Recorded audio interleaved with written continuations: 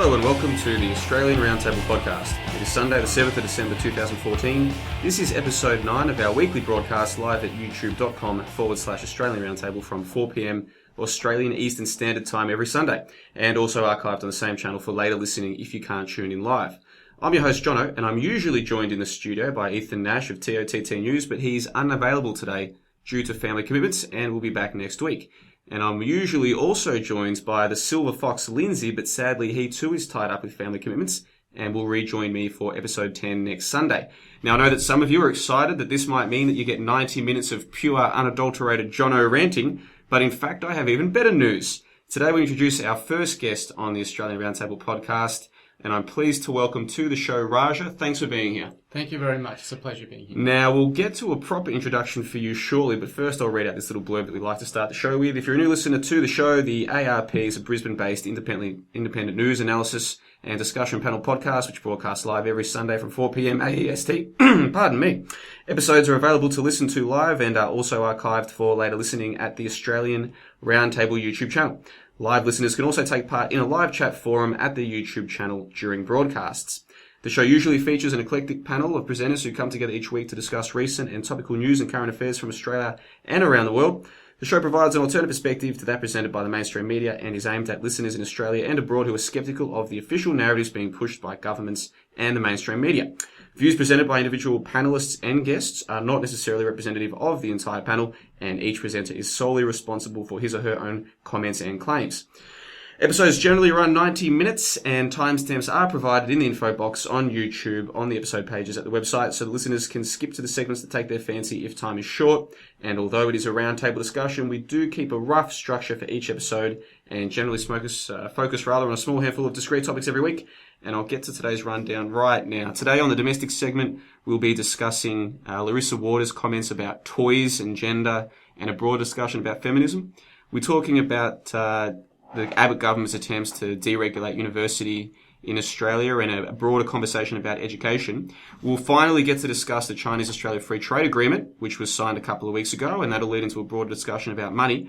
And then in the international segment, we'll just quickly touch on the We Need to Talk About Sandy Hook documentary, which was released about a week ago, and some of the fallout from all of that. But that can all wait for the moment, Raja, because first, the audience would love to get to know more about you, my friend. So why don't you give us a brief background? No worries, Johnno. Thank you for the introduction.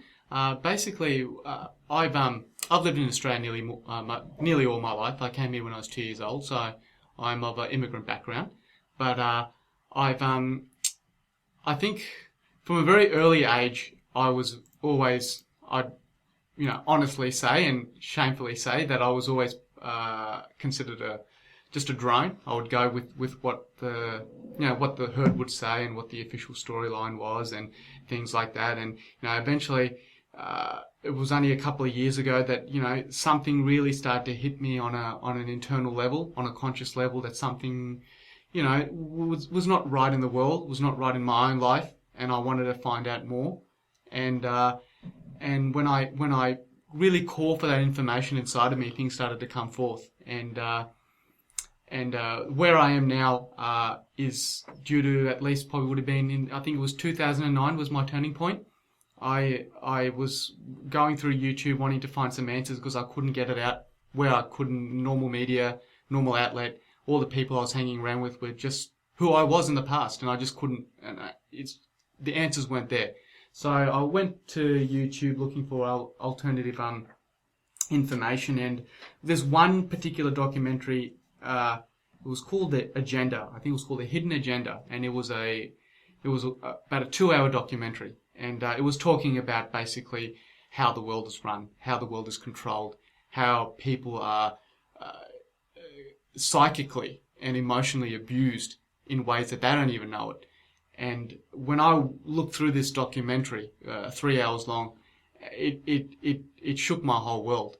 In a core level, I knew this is what I needed to start off and getting the information. But it really did shake my core world, and it was very scary. And one of the things there that shook me up, I would say the most, was the depopulation plan. The plan for depopulation. And I think they planned that Codex Alimentarius, I think it was, and they were bringing that out actually in 2009.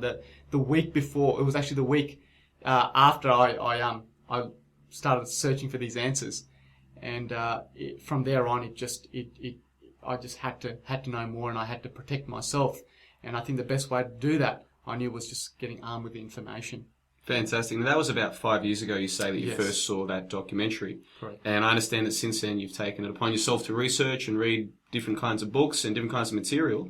And you were telling me just recently that you read G. Edward Griffin's The Creature from Jekyll Island. Yeah. Now, as soon as you told me that, I thought, hey, this is the kind of guy we need on the show. And we did an episode a couple of weeks ago about money, and you would have been a terrific guest there. But we will touch on money and the creation of money and all that later on in the show. Sure. I'm looking forward to that. Outside of money, outside of education, because we'll touch on that soon, and feminism, outside of those topics that we'll come to later, are there any other topics that you have a particular interest in the research that you do?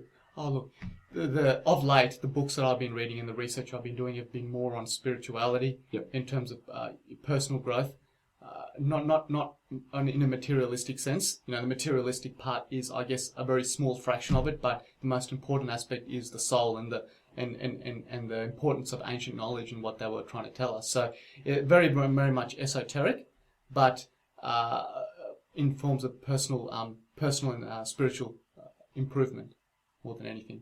Fantastic. Yeah. Well, I'd like to, later on the show, if we get time, come back to more discussion on the esoteric element and all the rest of that. What we'll do is now we'll jump into the domestic segment. Sure. We'll get through all the topics we have today. There should be some time at the end, and we can get into more of a discussion about you and your beliefs and where you see this country in particular heading, because as many of our listeners know, I laugh a lot, but that's just to hide the misery underneath, because I do fear for this country a lot. But we'll get to all of that soon. Now, the first topic I wanted to discuss today was, of course, Larissa Waters' comments about toys and gender stereotypes and the rest of it. Now, I hope the listeners can bear with you. We're going to try something here we haven't done on the Roundtable before, which is to play a media file through the microphone. So hopefully you guys who are in the chat box can let me know if you can hear this. But I'm just going to play maybe 1 minute of an interview between the Greens Senator Larissa Waters and the interviewer on the Today Show from Tuesday of this week just gone. Before I do, the background, especially for our international listeners, is that Larissa Waters is a senator. Australia has about 76 senators, I believe, in our upper house.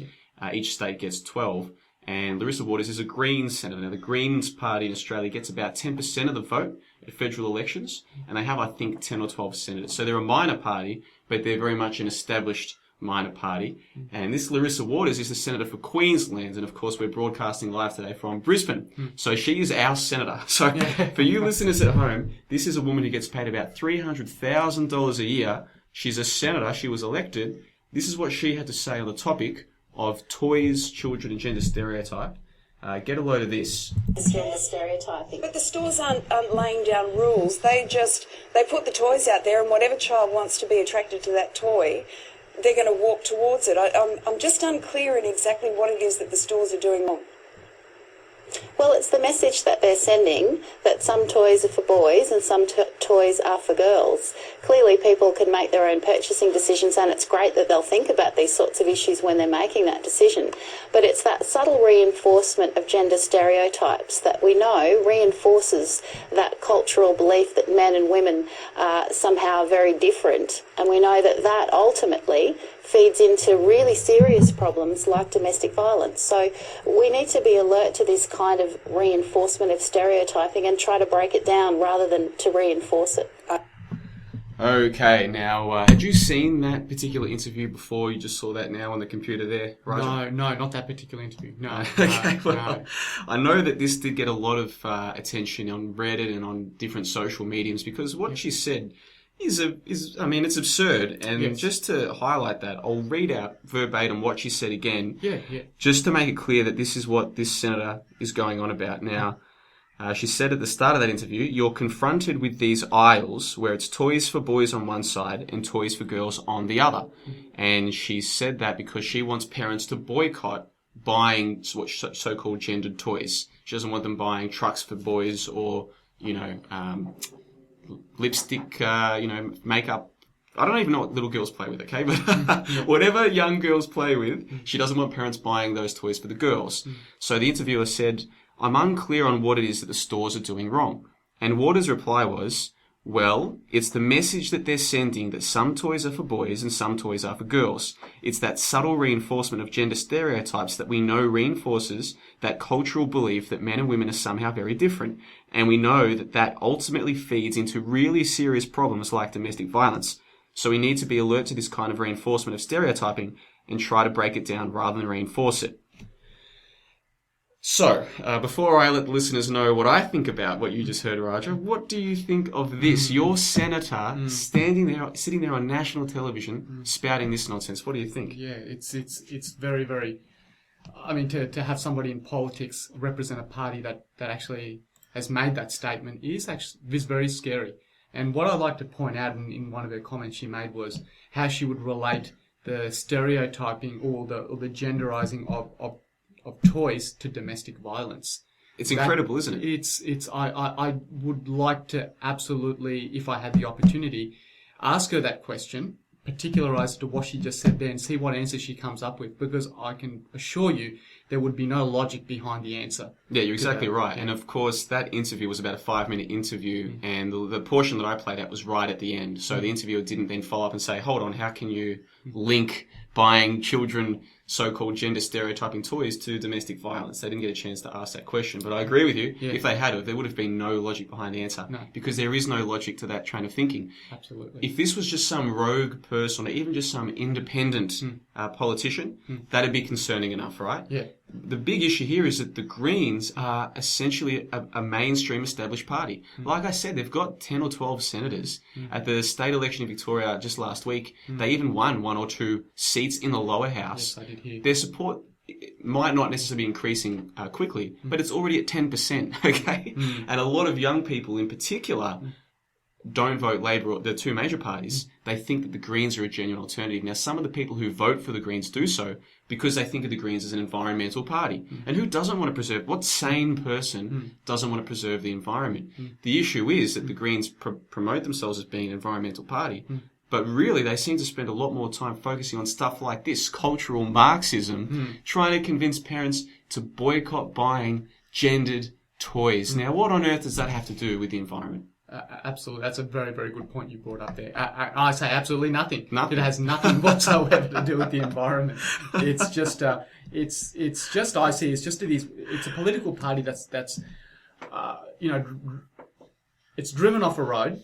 It's gone off a different path of its original objective, and there's nobody in that party there to really, nobody honest enough with its original principles to bring back those people and just say, well, hang on, we'll give them a bit of a slap in the, hand and just say, look, where you're going with this. This is not where we're at. This is not what we do. Stick to what we're supposed to preach and leave it at that. And look, I don't really see anything really changing this much. If we're getting somebody of her status in the Green Party saying what she's saying, which I think is absolutely absurd, and nobody within the party is actually saying anything, I would say that party is, but its original integrity is on its way of being at the rubbish. I'd agree with you. And a few weeks ago, we discussed the Trans-Pacific Partnership, which is being negotiated right now between Australia, the United States, Canada, Japan, and a few other countries, including New Zealand as well. And how when that TPP gets signed, it's going to include ISDS provisions. And basically, the corporations can sue governments, right? Yeah. Now, that has serious ramifications for the environment, okay? Hypothetically, a US company, for argument's sake, might buy a whole swathe of land and decide that they want to frack it. There might be huge community outrage to this. They might demand that it gets stopped. The government might decide, for its own sake of survival, it has to stop that fracking from going ahead. In theory, that corporation could then turn around and sue our government for the lost earnings by not being able to frack that land. Ergo, this is a terrible thing for our environment, potentially, and most likely that's exactly what's going to happen. Now, the Greens have come out, and verbally shown opposition to the Trans-Pacific Partnership, but more to do with its secrecy rather than the fact that it's going to be passed. And as we discussed on this show before, there is even someone like me who detests people like Larissa Waters and her cultural Marxism, someone like me is liable to vote, even someone like me is liable to vote for them if they come out and say, we will not pass the TPP, we'll do everything we can to dismantle it if it gets passed. Australia, you have to know what this is going to involve, get behind us. So you have to ask yourself the question, Raja, why don't they do that? Yes. I don't know. All I can say is this, that the whole political arena of Australia is about cutting deals. It's really about with taking into consideration of the Greens. I think they've been compromised for quite a while now. Big time. They've been compromised for quite a while now. And yes, you did say that they will initially verbally come out and disagree and contest the free trade agreement, knowing that this is what will, possibly eventually happen. But it is, I believe, like you said, it's more the fact that there's secrecy involved, and the fact that what are they gaining out of it, monetarily or economically or individually within the party?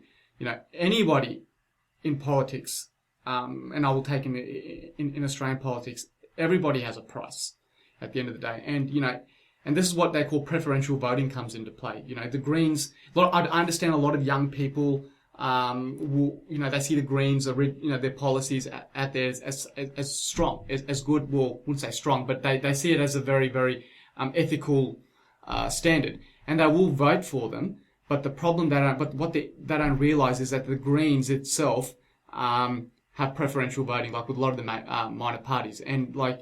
When it comes to, I think when they had the election with, when Julia Gillard, a good couple of years ago, where she was, and she was contesting with Tony Abbott, and she just made it through. I think it was the 2010. That was the 2010 election, yeah. And they were heavily dependent upon the minor parties, their preferential votes. Well, not just that they were dependent on the preference voting, because of course in Australia our voting system is you vote 1, 2, 3, 4, and if your number one candidate doesn't get in, then your second preference and so on.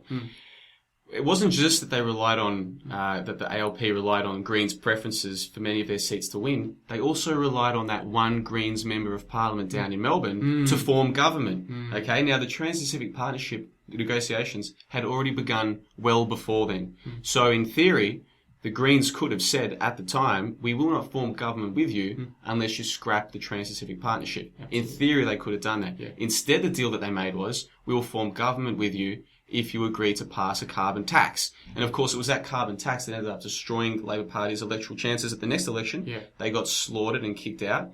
That carbon tax was then dismantled anyhow by the new government. So literally nothing was achieved for the environment by doing that.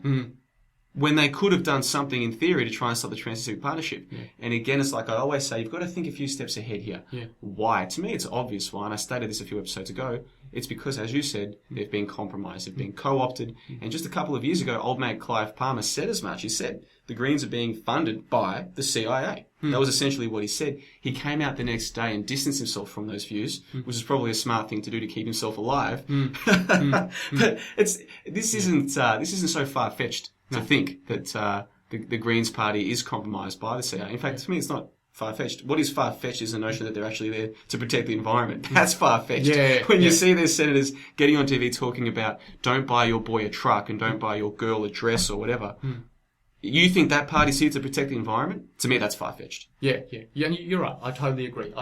with you. And the fact that they haven't been, following their policies and mandates in terms of, what they should be contesting against, it's clear that they are just basically a funded party. I did not know that they were funded by the CIA. Well, that's new to me. Well, what Palmer said, because he had a report that, he looked at who had funded that report, and it was one of those US State Department agencies. They have so many, like the National Endowment for Democracy and USAID and all of these.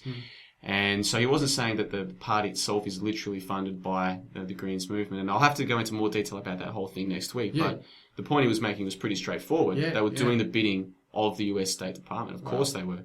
Now, I could sit here and bag the Greens all day. I'd love to do it. Ethan's not here to defend them. But what I wanted to talk more about was just this general idea of cultural Marxism, second wave feminism.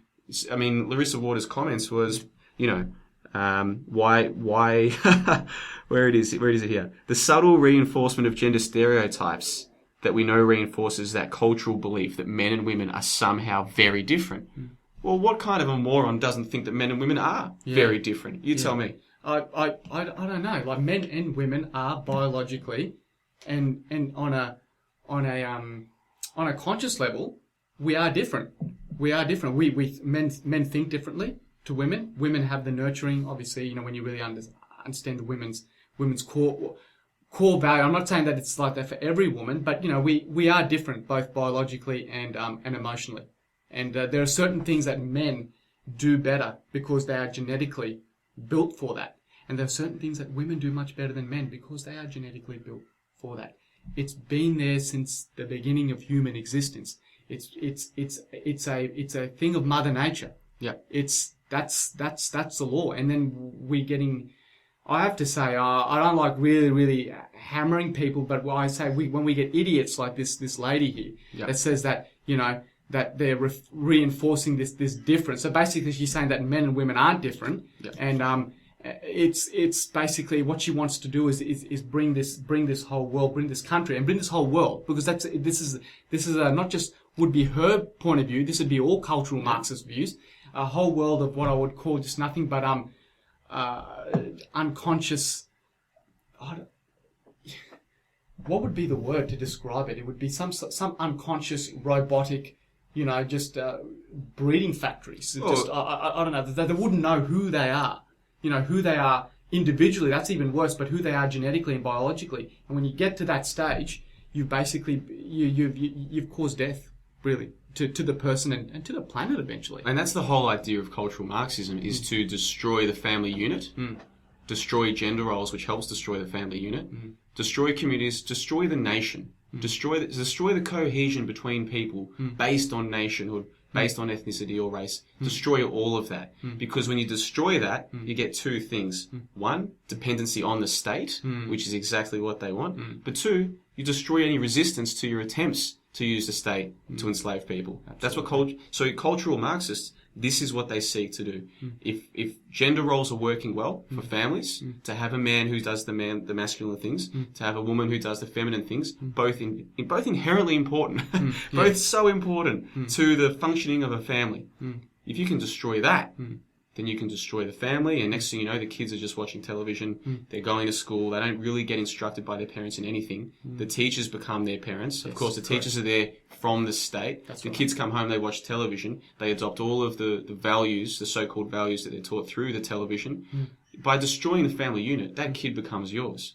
That's such a big part of what the cultural Marxists seek to do. And some people say to you, who are these cultural Marxists? Like, who's the person who's espousing all these things you talk about? It doesn't have to be one person. You walk into an arts or a social science faculty, and in sociology, you will see cultural Marxism being taught. In anthropology, you'll see cultural Marxism being taught. In history, you'll see cultural Marxism being taught. In gender studies, you better believe you'll see cultural Marxism being taught. Absolutely. So it's not a matter of saying, there's one person or one group of people espousing all of these views, but any view that seeks to destroy Western values, such as gender roles, the family unit, communities, the nation, anyone who seeks to destroy any of that, there's a good chance that whether they know it or not, they're partaking in cultural Marxist indoctrination. Absolutely, 100%. Everything you've just said there is I totally agree with. And I think Karl Marx wrote in his manifesto, or at least on binary notes after that, was something in order, and his war was on the West. His war was on the West because he knew that the job in Eastern nations were already done, because they were I think a lot of the what I would call Khazar Jews, that I would call them, infiltrated through Great Britain to basically destroy a lot of the wealth in the third world nations now. But he knew that in order to basically get this whole world into a global communist state, so his main war was on the Western world. And in order to do that, I think he said in his notes, was basically, like you said, to destroy the family. Because people find strength in families, and that is true. We all find strength in families. Absolutely, it's to destroy the family and to destroy the patriarchy that they had. And it's not a bad thing, the patriarchy is just like we have a system where in, like I said, men are genetically geared to do things better than women, and that's all. So what they and there are some things that women are genetically more predisposed to being better at than men. Absolutely, and that's what his plan was. Is to destroy that. Is to create confusion and eventually basically destroy that understanding. And we're seeing that happen now. And he did say that it would be along the lines of commerce, money, and getting everybody into a form of debt, or fake debt, should I say, fake debt, and bribing politicians, getting into that. It's when you really, really look at their system and their model. If they get everybody dependent upon their illusionary system, and they coerce people into taking bribes, into doing things that they know that they've got what evidence on them, they can ruin them. Slowly, you can infiltrate and take a society over. So yeah, this is coming from Karl Marx, and he's not the brilliant man that a lot of universities profess that to be. He had a much more benevolent intention in bringing. Absolutely, yeah. And right now, I mean, you studied at university as well. Correct. I'm not sure what did you study at uni? Actually, I did my degree was in business. Yep. And finance.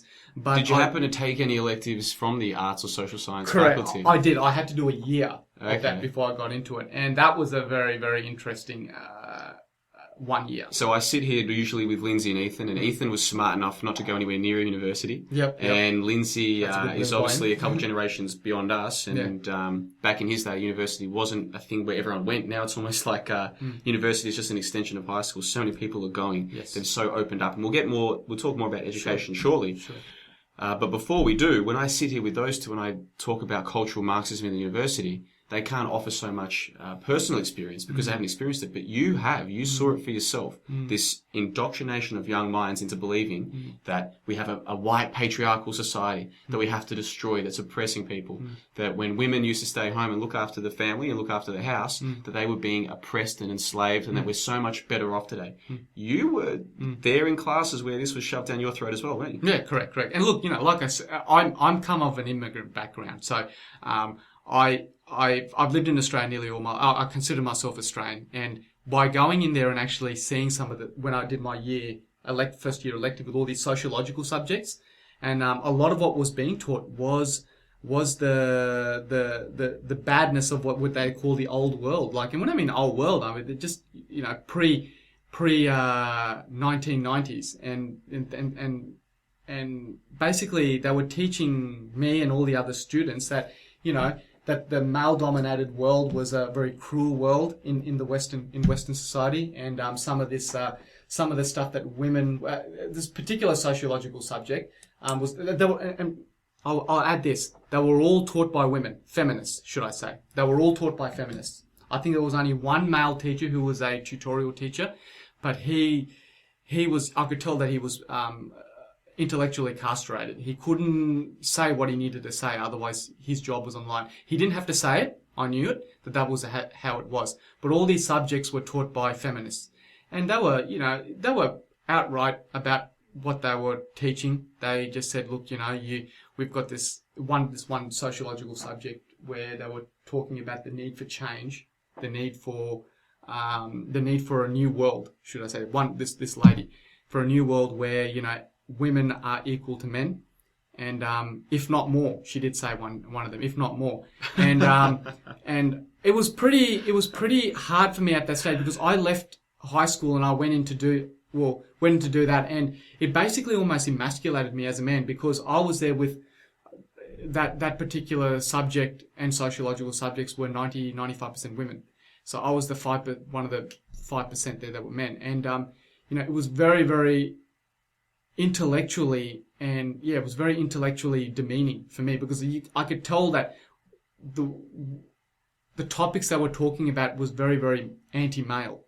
It was very anti-male, and it was very, very empowering women to believe that they were literally better, and literally that they could do the thing. Look, I understand that they have the power there they have the choice, they have that God-given right to do things, but not to the detriment of other people. And it was very tough. And some of the assignments that I had to do there, I literally had to regurgitate the stuff that they were teaching, and that was hard. That was hard to swallow.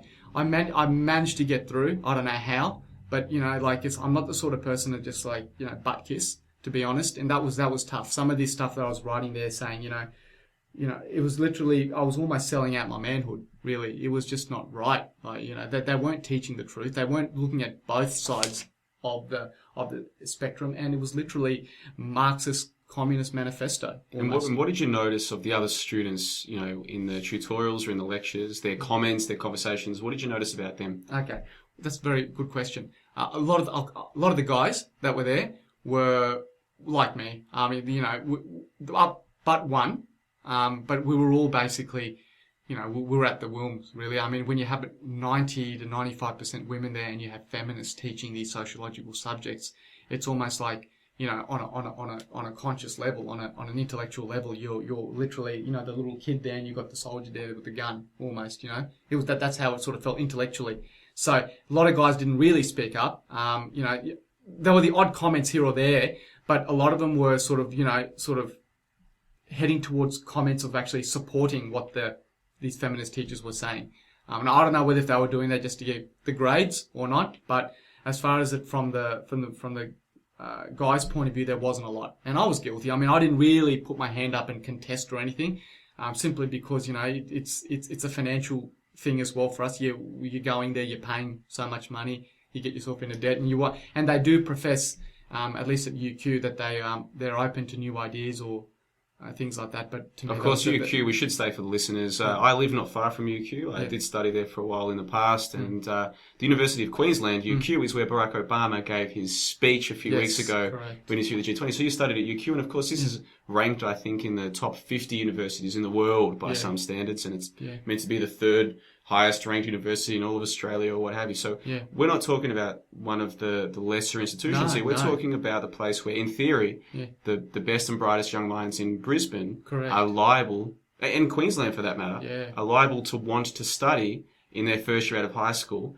They get into the social science faculty or into the arts faculty, and this is the kind of stuff that they're being taught, that women are being oppressed to this day by a white patriarchal society. And that men who do well in business or in commerce or who just do well in society got there because they're a man. That's the kind of stuff they're being taught right from the day they get there. And not everyone's going to believe everything they're taught, but the problem is a lot of them will. And what it's doing is driving a wedge between men and women. That's right. You know, it's essentially teaching the women that the guy sitting next to her, he's got it easier, he's got it better, he's part of the problem. You know, and unless he's in the streets marching with her, he's not part of the solution, he's part of the problem. That's essentially the kind of rhetoric that's getting taught. Correct. Now, when I try and tell people this, they think that I'm exaggerating or embellishing it.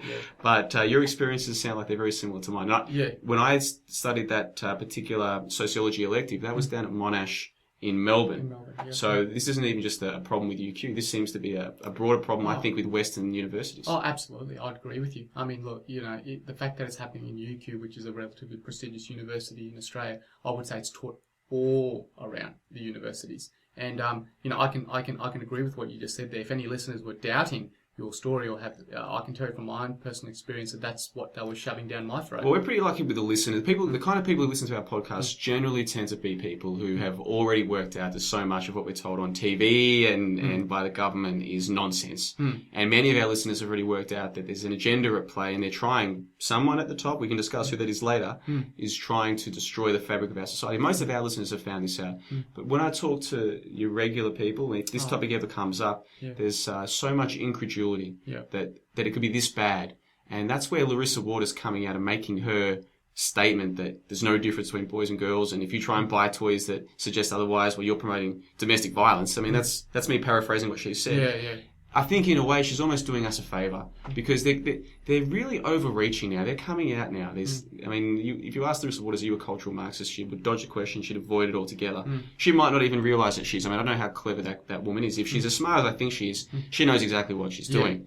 And now, I mean, would she have made that comment 20 years ago? No way. If you had made a comment like hers, say, 2 generations ago, you could have been committed. That's how absurd it is. But slowly but surely, this cultural Marxism has crept into our society. It's crept into the vernacular. Things like politically correct now is considered. I mean, if you look up the term politically correct, political correctness on Wikipedia, like the opening line is something like, a term used by conservatives. You know what I mean? Yeah. So you and I, just by saying, well, these people are too PC, Yeah.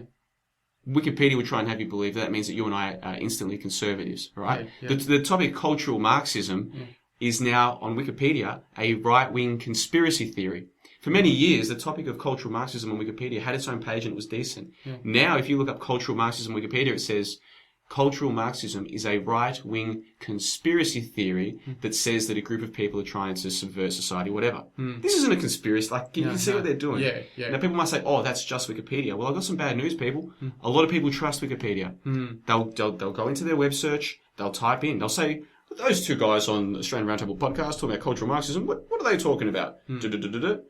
Bang, up it comes, cultural Marxism on Wikipedia. Clear. Oh, it's a right-wing conspiracy theory. And of course, we know that after JFK was assassinated, the CIA and other agencies tried to make the term conspiracy theory a loaded epithet. Yeah. To make it so that, anyone who has conspiracy theories, they're crazy, which is why now so many people, just the word conspiracy theory coming up, they instantly disengage their brain. Yeah. That was the whole idea. So now, someone like you or me who says, hey, they're trying to destroy gender roles, the family, the nation state at the university. That they're doing all of that. Yeah. Oh, you're a conspiracy theorist. Conspiracy theorist, go to one of these lectures. Listen to these people. Yeah. And that's right. Hey, and don't listen to me. Listen to Larissa Waters because she's a typical example of it. Yeah, absolutely. Now, I tell you what, we'll leave the topic of feminism there. We're going to discuss this more, and hopefully you'll join us next week when we get Lindsay and Ethan back.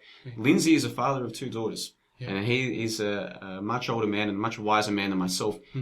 He'll be able to tell you, if someone had made Larissa Waters comments back when I was your age, she'd been laughed out of town. But now people are taking us seriously. Why? Because it's crept in. So I want to discuss more about feminism when we get Ethan and Lindsay back for the show next week.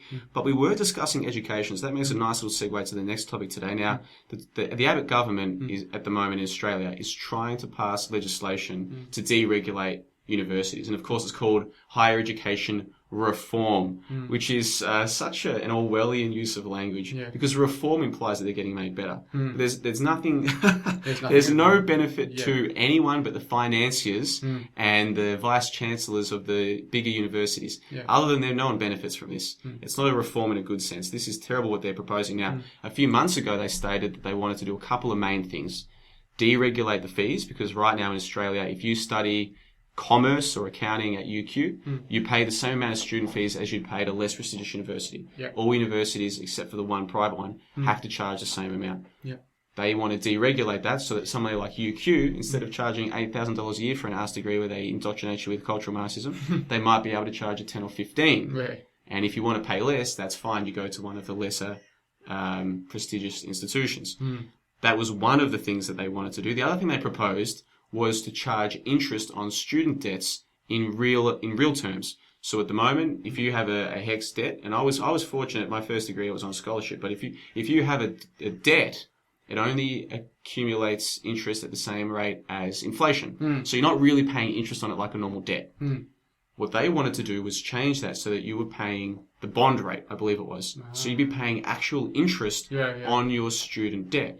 And I think they essentially wanted to make it retrospective in the sense that anyone who had student debt would, by 2020 or 2025, if you hadn't paid the debt off by then, even someone like you or me, if we had accumulated debt in the past, well, if you haven't paid it off by 2020 or 2025, guess what? That'll start accumulating interest. When we would have studied thinking that, hey, this is an interest-free loan. It's a student loan. They've dropped that aspect of it because there was widespread outcry about it, and thank God for that. But I think it was an ambit claim because what they really wanted to do was to deregulate the fees. Now, they tried to pass legislation in the Senate this week, in the Parliament this week. That didn't work, but they'll try again, no doubt. And the vice chancellors of the big universities are all supporting this because, hey, if you're the vice chancellor of a university that's suddenly allowed to charge 2 or 3 times as much for its degrees, what are you going to do with your remuneration? It's probably going to go up, isn't it? So they've got a vested interest in arguing for this. Hasn't passed yet, it probably will, but just based on what I've given you there as a background, what do you think of all of this, Raja, the idea of university fee deregulation? Okay. Well, basically, it's just another form of basically educational fascism. It's just, to me, the fact that they can now charge anything that they want. Look, universities, for quite a while now, have always been a business.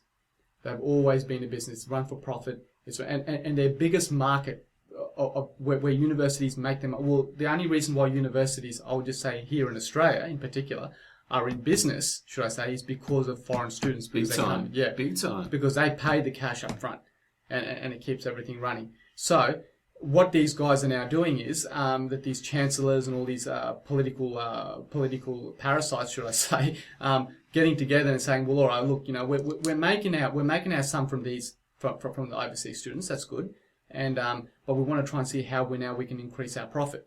So all right, so we're getting the mainstream Australian citizens. So they say 95% of Australian students are on a HEX scheme. So they're saying, well, all right, well, what we're getting from them, well, you know, is not enough, basically. So we'll try and see what we can do to, you know, milk more money out of them, and this time, you know, make it to a degree where we'll pass this law of reforming the prices so we can charge anything we want, but we can charge it to such a degree where students will feel overwhelmed and compelled to pay it, so they're not going to be screwed later down the track by this economic interest, inflation, debt, or whether that comes out of this thing. So it's very, very, it's, you know, it's basically, it's wrong, I think, and technically they shouldn't, if it's done by taxpayer money, right, if they're funding by taxpayer money, my question is, why would they charge interest on it in the first place?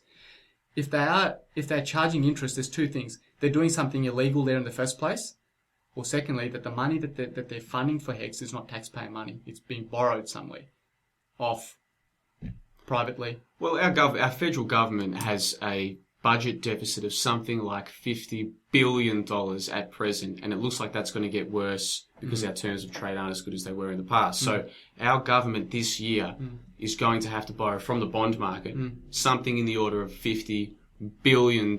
So in a sense, if they are using money, and we'll get to a better discussion about what money really is later, but in theory, they are having to borrow that money at the bond rate or what have you.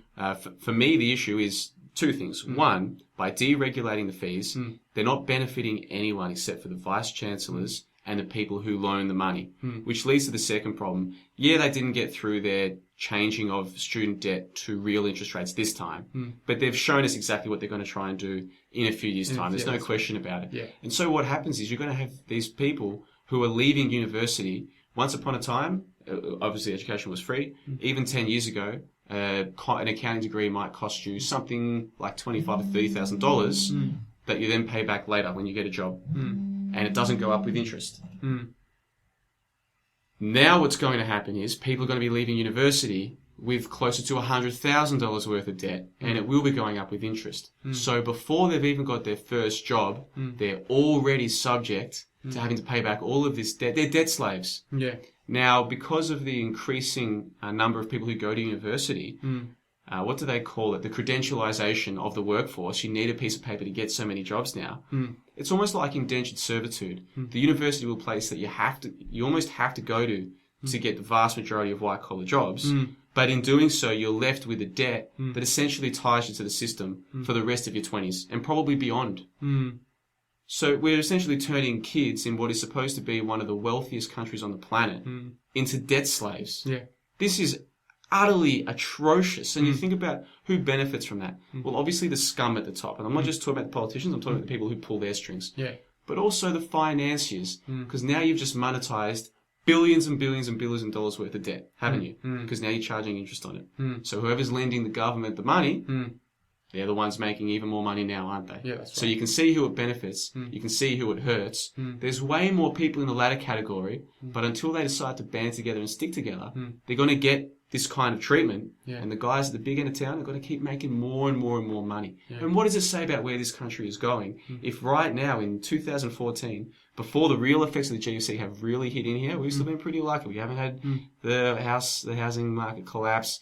Our economy hasn't tanked yet. We can discuss more of that in a moment. But if we're already at the point where there's this big budget deficit of $50 billion, which means we have to cut money out of the education system, we have to make students pay more and pay interest on what they're studying. If that's where we're at right now, what does it tell you about where we're headed? Yeah, I can only tell you it's headed into what we'd call Dante's economic hell. Yeah, it's not very good at all.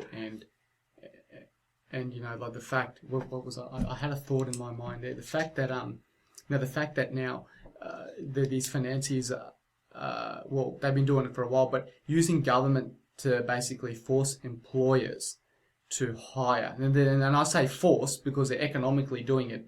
Probably not so much, it's not maybe evident so much now, but it will be in the future where they're going to force employers to hire people based upon the degree that they get. So basically, yes, you did point it out, nobody will be able to get a job unless they've gone through that 3 years, rack up anywhere between $10,000 to $20,000 debt before they can get a job. That probably only pays, maybe just over 35,000 a year, in some of these jobs. It could just any white collar, even for a data entry position.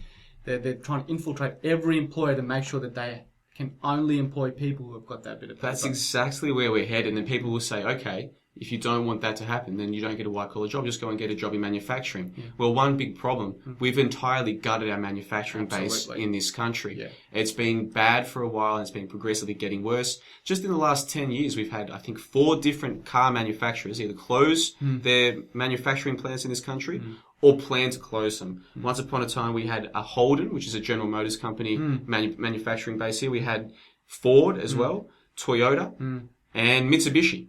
Now, Mitsubishi left a fair while ago.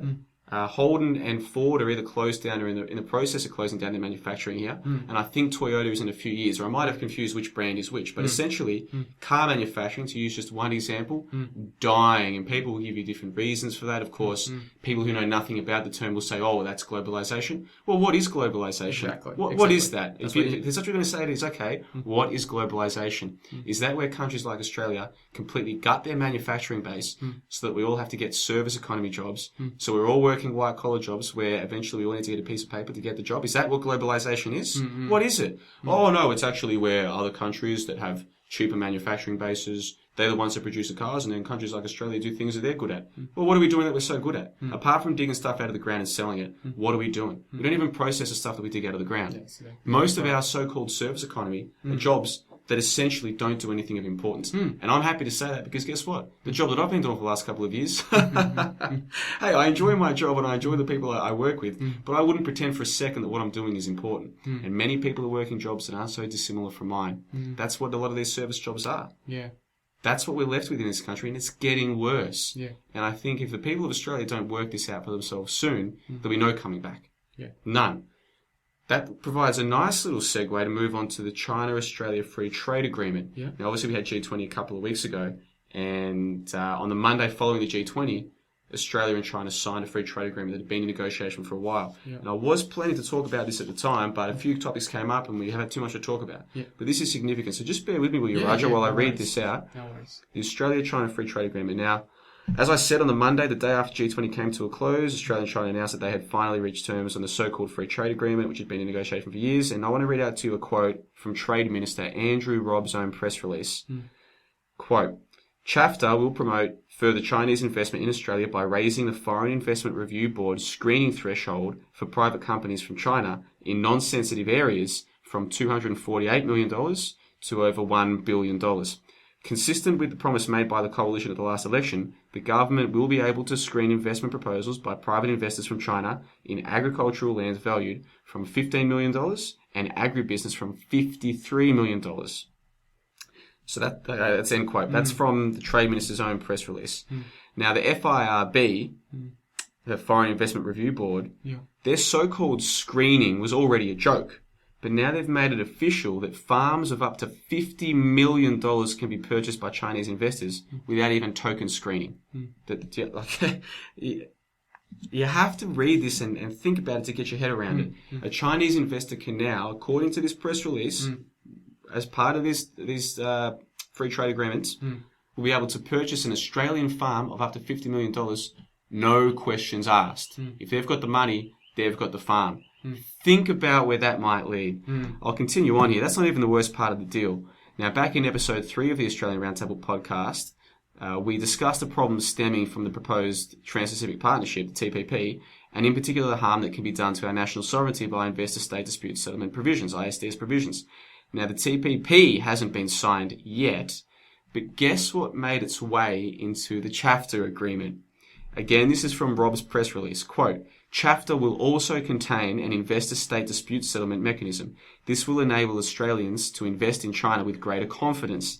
The ISDS provisions contain strong safeguards to protect the Australian government's ability to regulate in the public interest and pursue legitimate welfare objectives in areas such as health, safety and the environment. End quote. So it sounds harmless, doesn't it? He's basically saying we are giving Chinese companies the right to sue us in international tribunals for looking out for the interests of Australian citizens, but don't worry, we will continue to look out for the rights of Australian citizens. You can trust us. That's essentially what he's saying. Now, none of this seemed to get much coverage in the Australian press, in the general Australian press, but the almost unheard of Australian Financial Review, which is owned by Fairfax, who own The Age and the Sydney Morning Herald, and has a circulation of about 60,000 readers, had this to say, quote, Chinese investors will get almost unfettered access to Australian commercial real estate under new Foreign Investment Review Board rules that form part of the China-Australia Free Trade Agreement. Under ChAFTA, private Chinese investors will be able to buy commercial property up to a value of $1.078 billion, well above any commercial investment to date, without requiring FIRB approval, putting them on an even footing with US and New Zealand investors. The current commercial property screening threshold is just $54 million. End quote. Now, I said earlier that the FIRB are a joke. And of course, their job is supposed to be, someone's trying to invest in Australia, we're going to screen that to make sure it's in Australia's national interest. That's supposed to be their job. And I said they're a joke. Now, let me read to you a section from that same article. Yep. Quote, the FIRB did not block any foreign investment proposals in 2012-13 and just 13 real estate proposals in the previous year, end quote. So the FIRB was already doing practically nothing to stop Chinese money flooding into the Australian real estate market. And now the government has raised the thresholds pertaining to when the FIRB is even supposed to screen these kinds of investments. Now, to give some idea of how much Chinese money is flowing into Australian real estate, even before these changes were made, here is some information from an article from The Australian in October of this year. Quote, cashed up Chinese buyers have tripled their spending on Queensland real estate, farmland and commercial property since the global downturn, outlaying a record $462 million last financial year. The Chinese almost doubled their real estate spending in the Brisbane City Council area during 2013-14 to a record $185 million, up from $96 million the previous year, so almost double in the space of 1 year. China is now the biggest source of foreign investment in real estate in Queensland, the only state or territory to track purchases by offshore buyers. On the Gold Coast, where property prices plummeted during the GFC, Chinese buyers topped the list of foreign buyers by snapping up almost $200 million worth of property, 6% more than 2012-13. Chinese buyers almost doubled their expenditure in Brisbane to $185 million. End quote. So a couple of things that are important there. One, that the amount that they were spending even before these changes had doubled in the space of a year. But two, Queensland is the only state in Australia that even tracks the foreign purchases for us to know how much this is happening. Yeah. Now, I'll go on. The same article notes that the Liberal government, that's the current government's own economics committee leader, has herself criticised the FIRB for not enforcing their own policies. Quote, the Federal Parliamentary Standing Committee on Economics is investigating whether foreign investment is fueling Australia's property prices. The head of the committee, Liberal MP Kelly O'Dwyer, has flagged imposing an application fee for offshore buyers to finance a Treasury crackdown on illegal purchases. She has criticised the FIRB for failing to enforce its restrictions on foreign buyers who are banned from buying established residential property. End quote. So, the government who just signed this free trade agreement and changed the rules regarding the FIRB screening process for these investments, the head of their own economics committee has said that the FIRB doesn't do enough. But it gets worse. I'll go on. If you need any more evidence that the FIRB are a joke, I found this little nugget from a separate news article. Quote, since 2008, the FIRB has not issued a single divestment order forcing investors who breach the rules to sell their assets. End quote. Now let's think this through. The regulations regarding foreign investment into Australian real estate were already lax, and the government themselves admitted that the FIRB weren't even enforcing those lax regulations or penalising people found to have breached the regulations.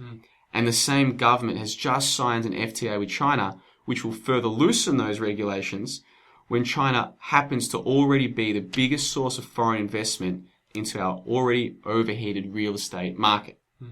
You can't make this shit up. No. Now, based on what you just heard from me, what are your thoughts on all of that? Oh, wow. there's a lot there to really, really swallow there, isn't it? And it's not good stuff, you know. It's not good food at all.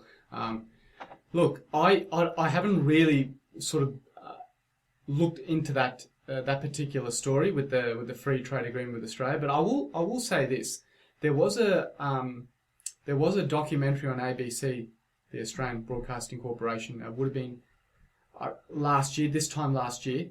And there was an issue that the farmers were having out somewhere up in North Queensland, a small town up there, and they had Chinese buyers.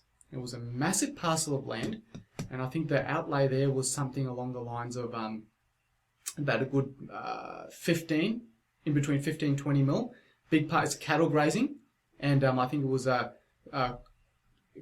bit of corn, vegetables and things like that, and What actually happened there was that the government allowed the Chinese buyers, when that land was up for sale, that they allowed the Chinese buyers first choice to go there and buy without any questions asked. Now, the issue that a lot of the local farmers had, was that why wasn't the offer made public?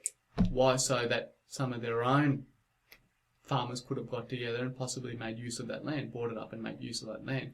But instead, it was done secretively. I can't remember, like I said, I can't remember the name of the actual area, but it was done, and it cost him between 15 and 20 million. It was purchased by Chinese buyers, investors, and that was that. And they were contesting it, and I don't think anything really got anywhere. But that would be very well related to what that article, what you were saying there. And what was scary was that this was just done privately. It was offered to the Chinese investors privately, and it was not an ounce of it was spoken to people in the local areas, or even just generally in Australia, to give other people the opportunity to tender and make.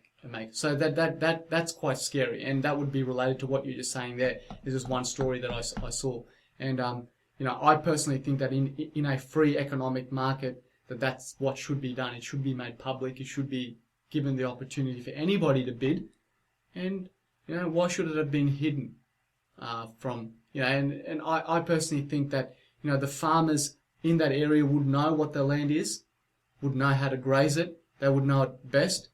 At least it wasn't offered publicly to them. It was very scary. So that basically says that, that the Australian government, this free trade agreement is just basically a one-way street. It's for investors, and they get first priority by the sounds of it. I believe that's probably where this is going. It's where, I don't know if it's in particular Chinese investors, anything that they want, that they get first priority. Yeah, and there's a number of issues here. Obviously, the AEST provisions are just terrible. No matter who we sign a deal with, if there's AEST involved, that's terrible for we the people and for our national sovereignty. And that should just go without saying. Anyone who argues otherwise is either a liar or a fool. There's no other way about it. That's the AEST provisions. In terms of allowing Chinese or any other group to invest into our real estate, obviously you've got your commercial real estate, your residential real estate, and then things like farmlands, right? Now, the idea that we would make it easier for Chinese investors or for any other country, group of people to invest into our farmland, I think most people can see that there might be a problem with this. I think most people can see that.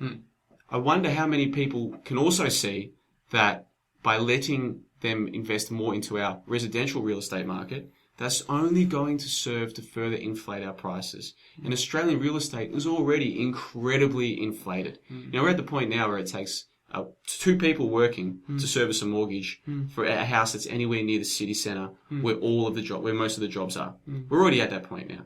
So the notion that we're going to make it easier for the Chinese to invest into residential real estate here is also concerning. So this Chinese-Australia Free Trade Agreement and some of the things to do with that, they're concerning on a whole number of fronts. ISDS, letting Chinese investors buy up farmland so much easier, further relaxing the FIRB and what they're supposed to do in terms of monitoring these sales, and opening access so that they can further invest into Australian real estate. These are all terrible things. They're all terrible things, and they all got almost no coverage in the mainstream media. No. Almost none. No. I mean, how many people could you, if you went and polled the average person on the street in Brisbane and asked them about the Chinese-Australia Free Trade Agreement, how many of them do you think could tell you a single coherent thought?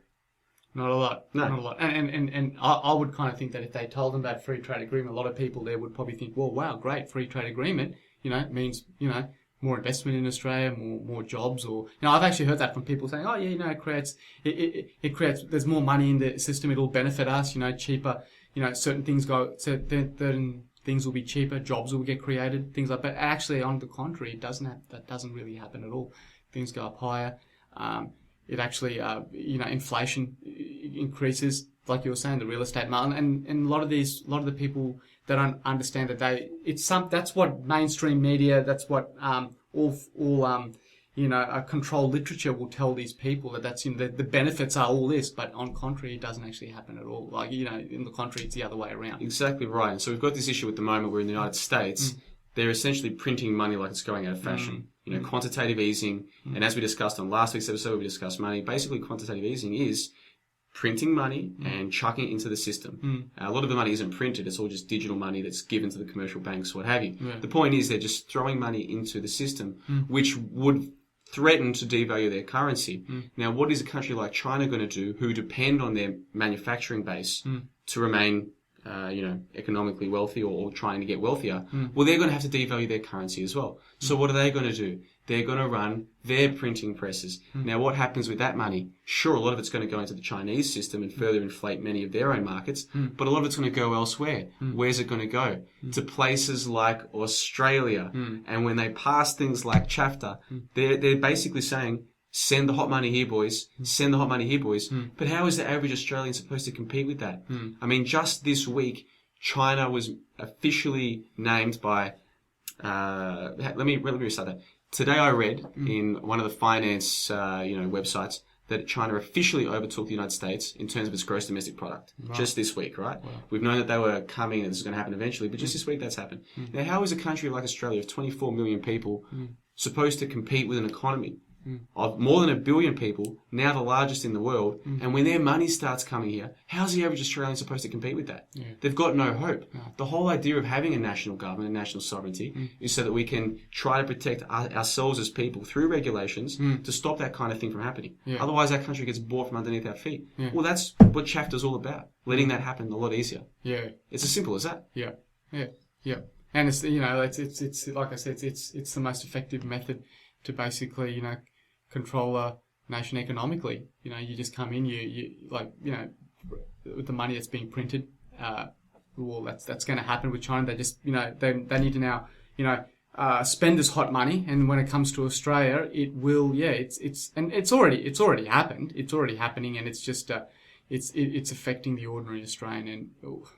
And the only real way to get around this is that you need to have honest people who are not afraid to have guns put in their faces and basically go to the government and just say, look, things are going to change. We're going to rehaul this thing, and we just have to change it. Basically, we can't allow this. We can't keep allowing foreign investment to come in without going through our process and making sure that this is going to benefit the Australian people. Yeah, and the issue is that the vast majority of Australians have no idea about any of what we've just discussed. No. They wouldn't have read any of the articles that I just used as the basis for my intro to that segment. They've got no idea. No, you speak to the average person in Brisbane and say, who is Kanye West married to? Kim Kardashian. Yeah. Who did Australia just sign a free trade agreement with, allowing them to invest in our real estate 10 times more than they previously were allowed without FIRB overview? Not a clue. Not a clue, mate. Yeah, I know. Zero idea. So I think when we talk about what can Australians do, well, they're not going to do anything if they don't know. No. And they're not going to know so long as they rely on the mainstream media. Yeah. The problem is the vast majority of them do. That's one of the reasons why we wanted to start this podcast, was to at least provide an outlet so that people who are interested in this stuff can get a different perspective. We've got hundreds of listeners now, and that's fantastic. We've got a few people in the live chat box now. That's great. Ultimately, though, the vast majority of Australians aren't interested in stuff like this. They aren't interested in anything that actually directly affects them. They don't realise how much it affects them. They've got no idea about the monetary system. They've got no idea about anything. No. And that's why the government knows they can get away with passing things like ChAFTA. They know they can get away with it. Simple as that. Absolutely. Now, I want to talk more about money. We might get to that later. We've got to press on to the international segment really quick now. Let me see if I've got my notes here. International segment. Now, I wanted to give an update on the Hong Kong protests. Now, back in episode number 2 of the Australian Roundtable Podcast, I went into some detail about the Hong Kong so-called democracy protests and how it was obvious that this was yet another example of the US State Department fomenting civil unrest in foreign countries. And I spoke about the National Endowment for Democracy, NED, and how they plainly are involved in these sorts of things all over the world. And I mentioned that the so-called leader of the protests, Joshua Wong, who at the time was 17, and was alleged by the Chinese to be directly involved with US funding, he was the one who was leading these protests, a 17-year-old. Wow. Ridiculous, right? Yeah. Well, I've got an update on him, just from the last couple of days. This is from an ABC article entitled Hong Kong Protests, Student Leader Joshua Wong Calls Off Hunger Strike. This is from December 6 article. Quote, the student leader of Hong Kong's pro-democracy protest movement, Joshua Wong, has ended a 4-day hunger strike designed to force the government into further talks on political reform.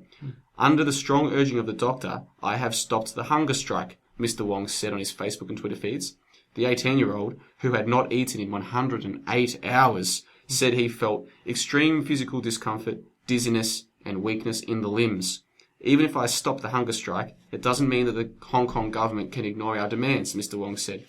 Mr. Wong and 2 female members of his Scholarism student group announced the indefinite hunger strike following one of the worst nights of violence at the demonstrations last Sunday. End quote.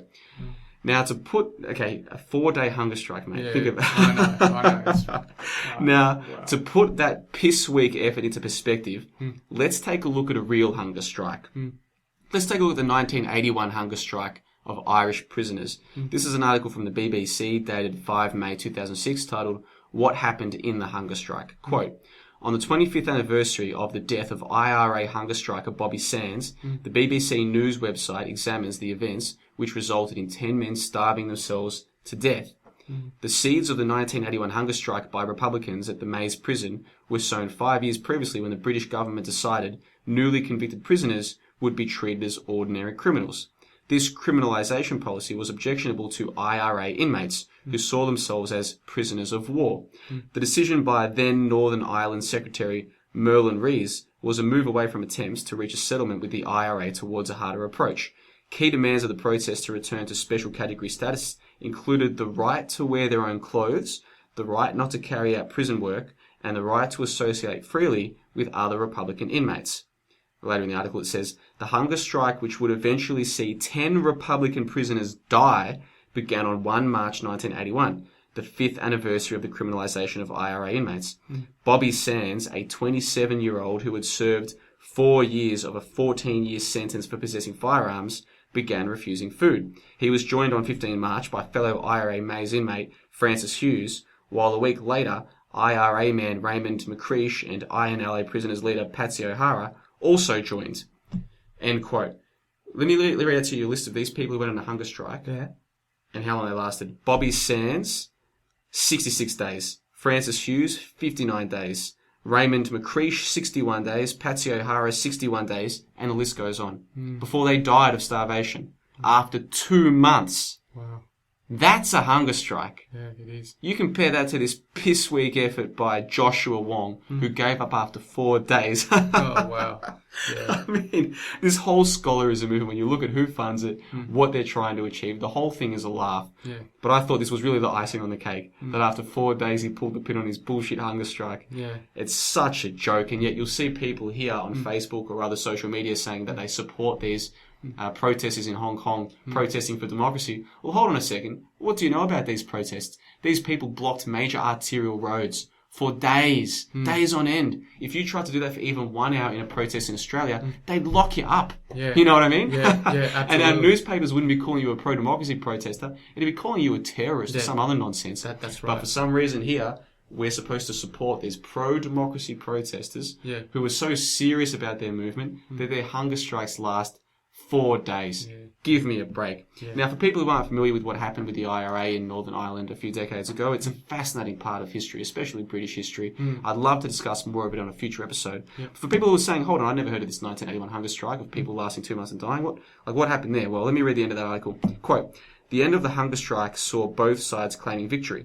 A few days later, Northern Ireland Secretary James Pryor announced a number of jail policy changes, which met some of the prisoners' demands. The right to wear their own clothes, and the restoration of 50% of lost remission for those who obeyed prison rules for 3 months.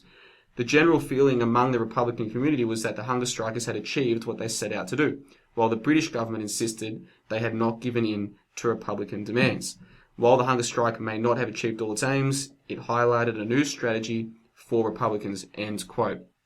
fascinating part of history. Again, as with all of our information that I provide today, I'll link to these articles in the info box and at our website, ausroundtable.com.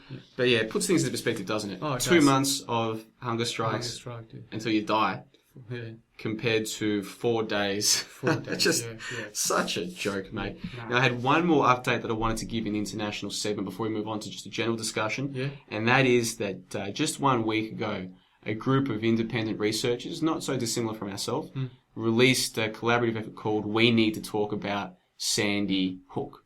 Of course, Sandy Hook was a 2012 supposed school shooting where allegedly a kid called Adam Lanza shot to death 27 people, including his mum, I think were the official figures. Anyone who looks into that for themselves for even 10 minutes, anyone who looks into the responses of the so-called parents, laughing and smiling a day after their kids have been shot to death, anyone who looks at the reactions of Wayne Carver, the coroner who supposedly examined the bodies, anyone who looks at the aerial footage of the chopper from above, watching people just walk around in circles, walking around in circles at supposedly a mass murder scene. Anyone who reads the official report from said, anyone who looks into this will see not only was this a hoax, but it was a blatant hoax. And so what some of these researchers did, including Free Radio Revolution, who hosts the We'll Do It Live podcast, and who he and some of his co-workers inspired me to do this podcast. Well, they released We Need to Talk About Sandy Hook, an almost 3-hour-long documentary detailing a number of different aspects of the official story that are just complete bunkum. Now, it was immediately taken down from Vimeo, and people who try and upload it to YouTube are getting their accounts suspended and getting marks against their YouTube name and all the rest of it. Yeah. But the problem for the Sandy hoaxes is it's gotten out there. It's on torrents now. Who knows how many people have seen it? Tens and tens of thousands, maybe hundreds of thousands, possibly millions have already seen this. I know that you haven't seen it yet, Raja. I'll give you a copy on USB before you leave today. No worries. The documentary, in my opinion, isn't perfect, and there are aspects of it that I would have done differently. But it covers so much information that anyone who's not familiar with the Sandy hoax, if they were to sit that and watch it for 3 hours and come away still believing the official story, forget about that person. Forget about them. There's just no chance. Now, I know that you can't comment on the documentary itself because you haven't seen it yet, and maybe Sandy Hook isn't one of your normal fields of direct interest. But just generally, this idea that the government could and would pull off this kind of hoax, that's something that you're open-minded to, at least, I'm sure. Yeah, absolutely. Look, we've seen it. I've seen it in 9/11. A lot of us have. A lot of your listeners, a lot of those who have subscribed to your video channel would not. I would assume would not have believed the official story of 9/11. It's the same thing with this. I would not surprise me one bit if this whole thing was just basically another hoax, basically. Should I say to basically get rid of the amendment for the gun laws in America? Yeah, that's one of the aspects, to get rid of people's rights to bear own arms. guns. Yeah. Exactly. Yeah. Exactly. Which look, I'm when looking at that, let's just take that aspect, because I think that's what they were targeting with that. Okay, with not just that, even the Columbine shootings, we talk about that, is basically to create this impression on the American people that, guns are bad, nobody should have guns, this is what will happen. This is the consequences of what will happen if we all have right to bear arms. People will come in and shoot children in schools or in shopping centres or in malls. Yeah. But they're not addressing the issue. It's not guns that are the problem here, Johnno. It's not guns. It's mental illness, which is the issue that is being... Well, what's interesting with the mental illness aspect is that with the Elliot Rodger shootings of maybe 3 or 4 months ago, this was that, it might have even been 6 months ago now, where supposedly a guy in California, might have been one of those towns in California, supposedly he shot 3 people and stabbed 3 people, and he had released supposedly those videos of... I hate women. Women don't want to sleep with me. Why don't we want to sleep? I don't know if you remember that one. No. But it was another blatant hoax. Just so blatant. And what they tried to push there, I think, was this idea that people with mental health issues shouldn't be allowed to own guns. They tried to push this narrative that Elliot Rodger had mental problems, and hey, if only we were allowed to take guns away from people who have mental health problems. And they even tried to pass a bill. They might have successfully passed it. AB 1014 or something from memory, which is essentially the snitch bill. I think they even called it the Elliot Rodger bill. Like, it was directly tied into this hoax. And what it said was that if suppose I'm American and I exercise my right to own a gun, and you're my neighbour, you can call the police and say, that neighbour of mine, I think he's got mental health problems. They can come and confiscate my gun until I can prove that I don't have mental health issues. Now, it's so easy to see how this power can and will be abused. And I think when we talk about mental health, I would try and be careful not to play into that narrative of, oh, this is a mental health issue, because a lot of the people who supposedly shoot up people with mental health issues, it's hoaxes. It's all hoaxes. You know what I mean? And Elliot Rodger is a classic example. And there've been so many of these hoaxes just in this year, 2014. Too many to keep track of. And the point that I make to people is, if you accept that some of these are hoaxes, which anyone who looks into them will, don't just think this is bad that they're pulling off hoaxes that the government media is lying to us. Because really, anyone who knows about 9/11, anyone who knows of the Gulf of Tonkin, you know what I mean? The Gulf of Tonkin was decades and 50 years ago now. You know what I mean? So we know that the government and the media can and will lie to us for their own agenda. The really concerning thing is, why are they doing so much of it now? They're really ramping up these hoaxes. Sandy Hook, Boston bombing, Aurora shooting were all within the space of a few months, I think. Late 2012, early 2013, if memory serves. Just this year, we've had a whole nother bunch. Cassidy's Day, Elliot Rodger, Moncton shooting, you name it, it's happened. It's like they're speeding up, and what are they speeding up towards is the question. Yeah, what are they speeding up towards? Very good question. Or what you could say is, maybe they're running out of time for something. Yeah, exactly. Maybe they're running. Maybe they know that their plans are behind schedule. But even if their plans are behind schedule, the question, that's a very, very important question you've asked there, Johnno. Even if their plans are behind schedule, we've seen it in the past. You know, whatever. You know, people have heard of the Illuminati, the Freemasons, all those secret people that are in charge. But you know, they've been very, very patient for such a long period of time. They've been patient. They've been practical in the way they're thinking, and obviously benevolent in their intentions. But they get into that stage where things are speeding up, and they're speeding up towards something. It's the same end goal, you know, worldwide communism, complete slavery. People, your listeners have researched into, you know, microchips, things like that, just complete. But they're speeding up. The question I ask is, they're speeding up because are they running out of time? I mean, are they on a time frame here? And they're thinking, well, okay, if we don't get this done by this particular time, well, then maybe they're toast. Yeah. Their plan are toast. So they're saying, we've got to get all this. So, I mean, when we look at it from an eye perspective, we go into the world, we see, it's easy for anybody, any thinking person, okay, independent thinking person, think, well, everybody here is dumb and stupid. They're 90% of them.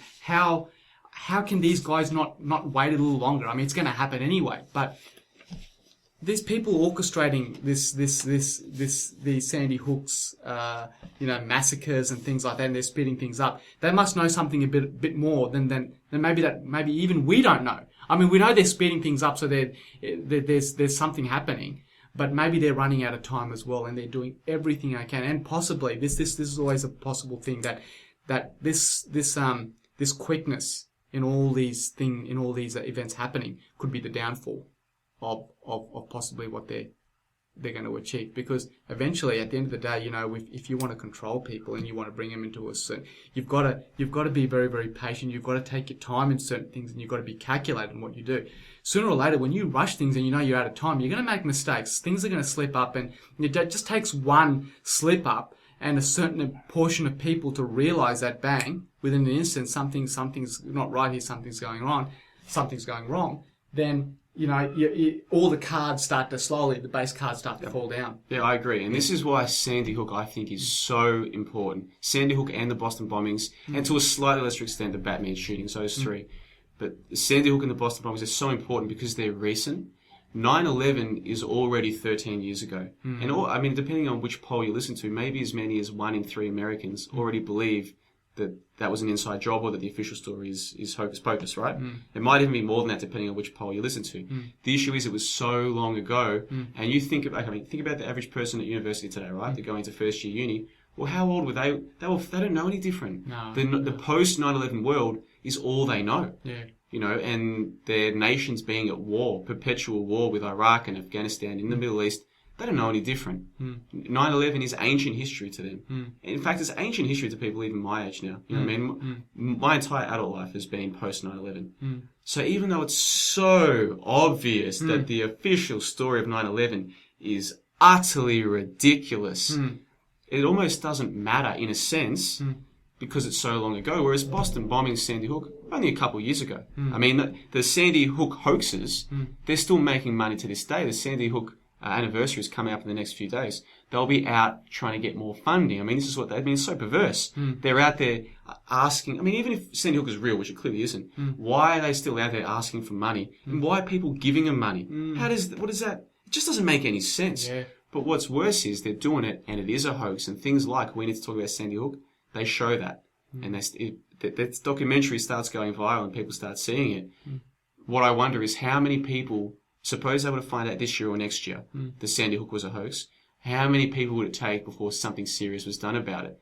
I would like to think that it would only take, for 10 or 15% of people to realise that Sandy Hook wasn't just a fraud, it's an ongoing fraud, they're trying to use it to take away gun rights, for people to do something about it. And I do wonder, is that why we're seeing these hoaxes ramping up? It's almost like a race now, a race between the people who want to wake up their fellow brothers and sisters to what's being done to us, and the people who are doing it to us. And, is 2015 or 2016, is that the finish line? I don't know. Yeah, good, very, very, very important question there. Very good question. Look, I can only speak from my own personal view. There is definitely the establishment, the malevolent establishment, should I say, they do see that there's now very strong resistance. There is some strong resistance coming up. Your show on this broadcast, and plenty of others as well. And people are starting to listen. People are starting to now sort of take note of what it is. It may not be a lot, but there's still a good portion, and it's growing. So they're racing against that. That's definitely on the cards. So they're trying to push things to see. It's sort of like you said. It's almost like a race. They're trying to see who can sort of finish that first on the finish line. So then they've got basically the advantage, the head start. But one of the things I want to talk about was that they're speeding all these things up.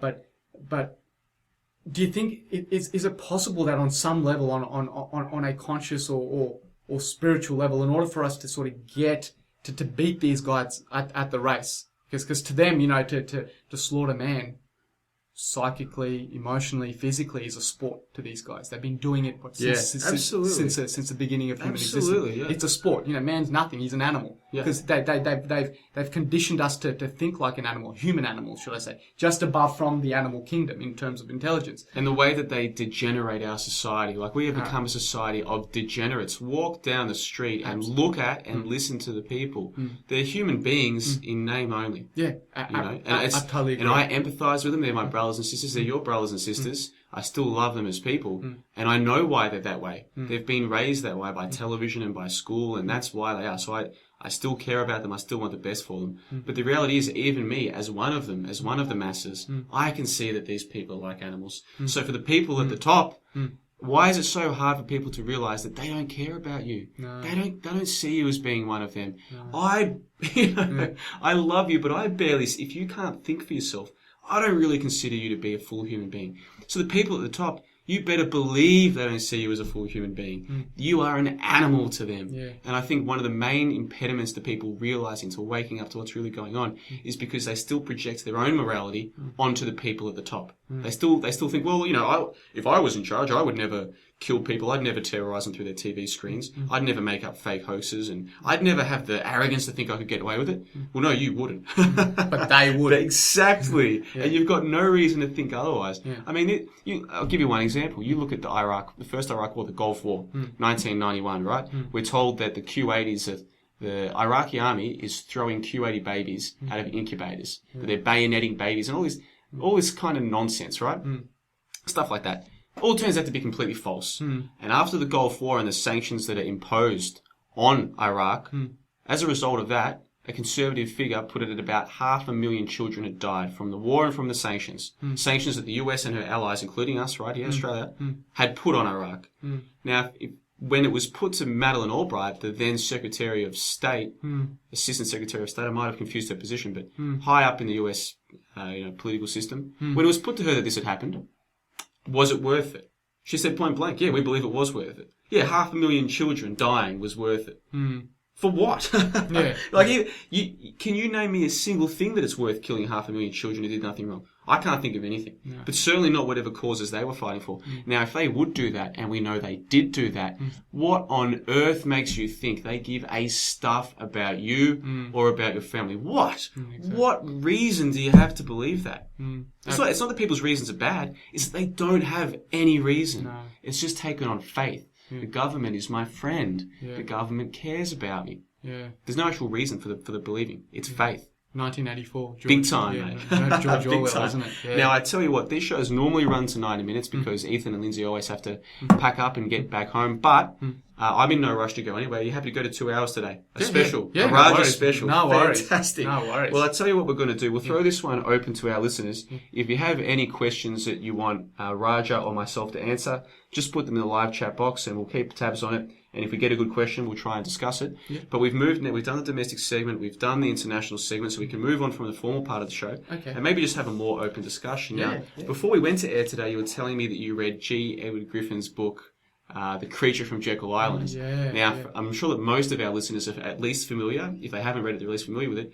But off the top of your head, I know you don't have notes with you, and this is kind of putting you on the spot. Yeah. But can you give us and the listeners a basic idea of what the book's about and what you learned from it? Okay. Well, look, when I read the book, it gave me such a big insight of basically the falseness of money itself. The money that we use, the paper notes that we use. It's not that I'll quickly go through this, and the fact that the money the money that we use is not backed up by anything. It's there for manipulation. It's there for artificial inflation. It's there to basically tax us secretively. And the erosion of the dollar that each and every one of us works a job to attain the dollar itself is eroded nearly every year. There's a certain percentage of, so our buying power and everything, it literally, we have nothing. Each year the dollar is being deflated, should I say? And the fact that banks basically now have a license to print money, how much they want, anytime they want, and just lend it to a government is scary. That in itself, and then charge interest on top of that.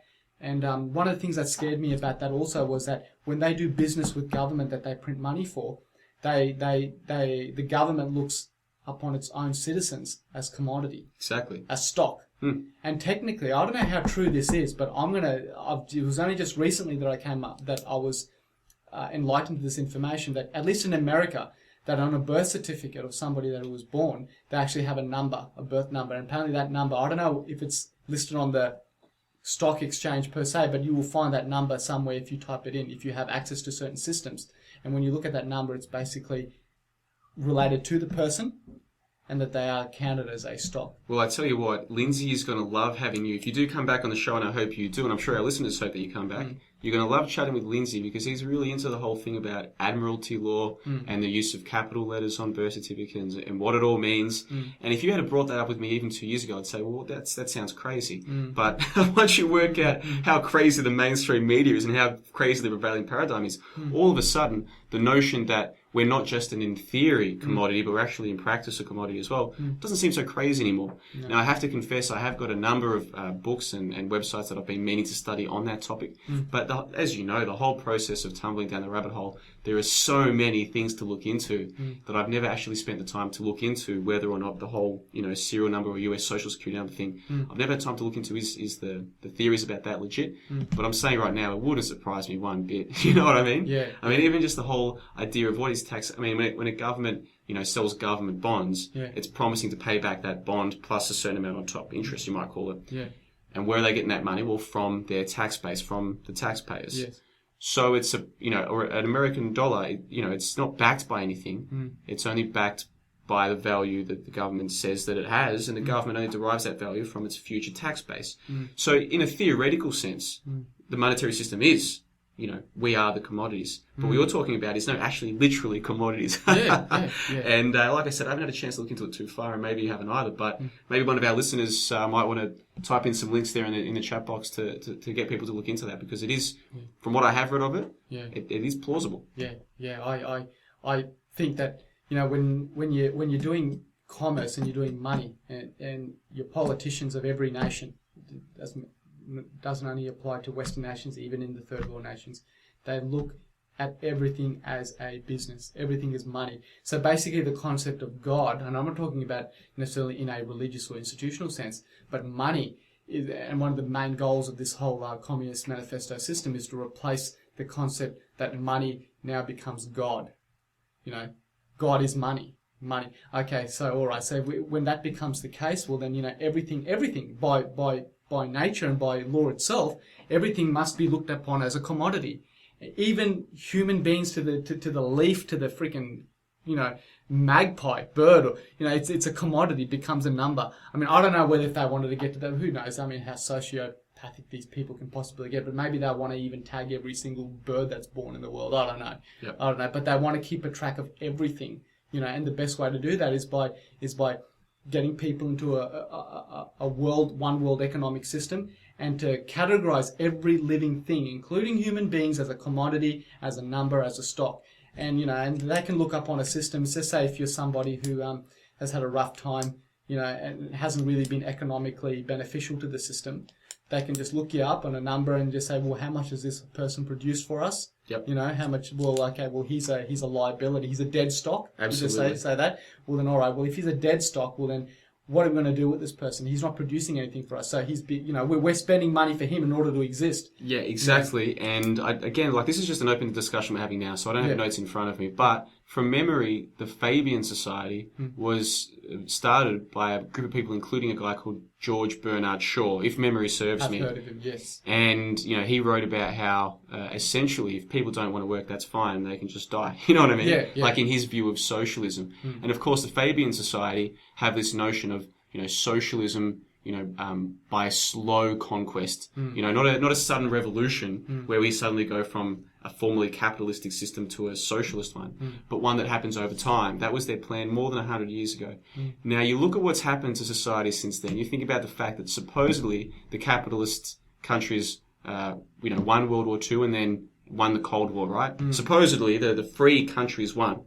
But look at what we have now. You look at how much, to take Australia for one example, take the average guy who earns $60,000 or $70,000 a year, right? Suppose he's got a decent job and he's somewhere around the median wage, maybe slightly over. You look at how much income tax he pays on that $60,000 or $70,000. Then you look at all the different fees he pays for his car registration. You look at the excises that he pays on alcohol. I mean, for our international listeners here, if you were to buy a 700ml bottle of scotch, a standard size bottle of scotch, you're probably looking at $35 or $40, even for the cheaper brands, and upwards of there. And remember that the Australian dollar isn't that much weaker than the American dollar. And just recently it was actually worth more than. So, I mean, imagine that in America you're paying $30 or $40 for a cheapish bottle of scotch. I'm not making that up. And of that price, more than half of it's tax because we have such high alcohol excises here. Massive excises on cigarettes. We have luxury car taxes in this country. I mean, we're probably a little bit more absurd in all of this sense than America. But even in America, they're not that far behind. And that's just looking at the taxes. Then you look at how much interest you pay on a mortgage. Most people will try to buy a house and most of them will take up a mortgage. They're going to pay interest on the money that they borrow. But what are they, like the capital that's supposedly been lent to them has just been made out of thin air. That's like, right. This is accounting 101. This isn't conspiracy theory or anything. What happens when you get a mortgage from a bank is they put numbers on a computer towards you. That's how money is created. That's what they teach you at uni. Like, that is how money's created. They don't teach you why it's done that way. There's definitely no discussion of how absurd the system is. That's how the system works. But you have to pay interest on that money that was created out of thin air. Now, if that's not a tax, I don't know what is. So think about it. For the average person who wants to earn a normal income and buy a house through the mortgage system, and I mean, house prices are so high now, the vast majority of people will never own a house without taking out a mortgage. No. So it's almost like a cost of living expense. So between the taxes and the interest that someone pays, oftentimes that's close to 2/3 of their total income. Right? Yeah. Sometimes more than that. So who actually won World War II? Who won the Cold War? Are we a capitalist society now? Of course, it's ridiculous. The idea that we have anything close to a true capitalist system is, and if that on the micro scale, you know, of the individual earning money but paying so much of it back to the state isn't proof that we're not a capitalist system. Look at what happens to banks. If they fail, the taxpayer bails them out. That's right. That's the complete opposite of what's supposed to happen in a capitalist system. It's meant to be you take the risk, you get the reward. You fail, you lose. Well, that's not how it works I mean, America's even worse than us in that sense. We've already done a bail-in for our banks. They actually bailed out their banks to the tune of hundreds and hundreds billions of dollars. Last I checked, it could be even more than that by now. That's not capitalism. So the Fabians, going back to the point I was making, if they want us to slowly get towards socialism, well, they've got what they wanted, haven't they? We're a lot closer now to complete, Bolshevist rule than we are to capitalism. We're way past the halfway mark now. And this ties into what we were talking about before. We might only be another year or two away from the real overt control. I mean, right now it's sort of covert. They control us with TV and with education, and most people will never wake up to the fact that they're under a Bolshevist state. But they might start getting a bit more overt in the next couple of years. And the legislation that's been passed in Australia in the past few years is evidence of that. I mean, just in the last few months, because of the whole terrorism scare, the whole bullshit ISIS terrorism scare, now they've passed legislation that says that they can come into your house when you're not there without issuing you with a warrant. They won't have to tell you about it for 12 months. They can do that in plain clothes, legally. I mean, in Australia, I think you can be detained for up to 2 weeks without charge. I mean, these are just a couple of examples. They could go through your computer. If your computer's plugged into your Wi-Fi at home right now, they legally can. I mean, we know they have the technical capabilities to do this for years. I mean, if you said it as much to the average person, they'd call you a crazy conspiracy theorist, whatever. Well, now it's not just that we know they have the ability to do it. We know they have the legal right to do it because of this legislation that's been passed. So you can see the control through the monetary system, the education system, the mainstream media system. It's a bit more subtle. I mean, it's not subtle to me anymore. It's not subtle to you anymore. To many of our listeners at home, it's not subtle. It's in their face every day. But it's at a level that many people can't wake up to it. But there's no denying the fact that if someone comes into your house when you're not there without your permission, well, that's creeping towards totalitarianism, which is all part of the Bolshevist plan. I mean, you call it the Communist Manifesto, and when Lindsay's here, he talks about his protocols of the Elders of Zion, and we've all got different ways of conceptualizing who's at the top and what you might call them. But ultimately what they want, we all agree on what they want. Complete and utter control over us, and they are so much closer to that now than when they started. The Fabians are a big part of it, and I'll try and come back to them again in this little rant of mine. Look at people like Julia Gillard, Gough Whitlam, Bob Hawke. Look at how many of our prime ministers have either been members of the Fabian Society or Rhodes Scholars. I mean, right now, Tony Abbott's a Rhodes Scholar. Look into Cecil Rhodes and why he created the Rhodes Scholarship in the first place. I mean, a lot of this stuff, it's out in the open. George Bernard Shaw and his plans for the Fabian Society, it's out in the open. Cecil Rhodes and what he wrote in his will about what he wanted to be done with his foundation. It's out in the open. And then when you look at what's happening, it's so clear what's going on. And it's so clear that we're close to the end. What say you? Yeah, look, I totally agree with what you're saying, absolutely. And the fact that, Edward Griffin mentioned this in the book and with regards to communism, and that which is, I believe, the financier, the global financier's ultimate goal is to bring a world into a global world of communism. Now, they tried that with Russia, with the Bolshevik Revolution, the Cold War and everything. But unfortunately with the Cold War scenario is that initially it was built, Russia took over, the Bolsheviks took over Russia with aggression, with a lot of brutal force, with murder and things like that. And I think the image at the end of the day could not have Russia, the communist Soviet Union, could not have been a powerful force to bring communism to the world. So these guys have basically, these financiers have got together and said, look, we need to find another way of doing it. So by plan, I think this is by plan that the Soviet Union broke down, was all planned and orchestrated. Because, excellent. Because why would the Soviet Union, the way it came into power, brutally, should I say, and have stayed in power for so long, automatically, 1990 comes around, the Berlin Wall crumbles, It just doesn't make any sense. Why they would just, falter like that so simply. So it was by design. So they said, all right, we'll let you guys, crumble. We'll let you guys crumble, and we'll find a way of bringing that through covert methods. And they're doing that now, and they've realised now it's the most effective way to do it. I'm glad you bring up the Soviet Union and, whether they're controlled opposition or not, because this is one area, and the beauty of the roundtable is people are going to disagree on things, and Lindsay and Ethan are both so much further beyond the average person. I love hanging out with them. But there are still things where we disagree. And I think one area where I don't want to speak for them, we can discuss this more next week, but a few episodes ago we discussed Russia and Putin, and there's a lot of people, say, on Zero Hedge and these other, excellent outlets for alternative thinking, discussing economics and politics and society. But a lot of the commenters there, the community there, really seems to believe that Putin is, the last hope for the free, the free man or for the white man or the European man or for free people or whatever. They think that he's a savior or what have you. And I used to buy into that narrative. Now it seems to me like a pretty crazy and absurd narrative. And you look at the work of people like Anthony C. Sutton, and I always say to people, if you want to be a researcher or if you want to work things out for yourself, it's not enough just to watch documentaries, as good as some of them are. It's not good just to listen to people like me. You really need, or even people way smarter than me, it's not enough just to listen to them.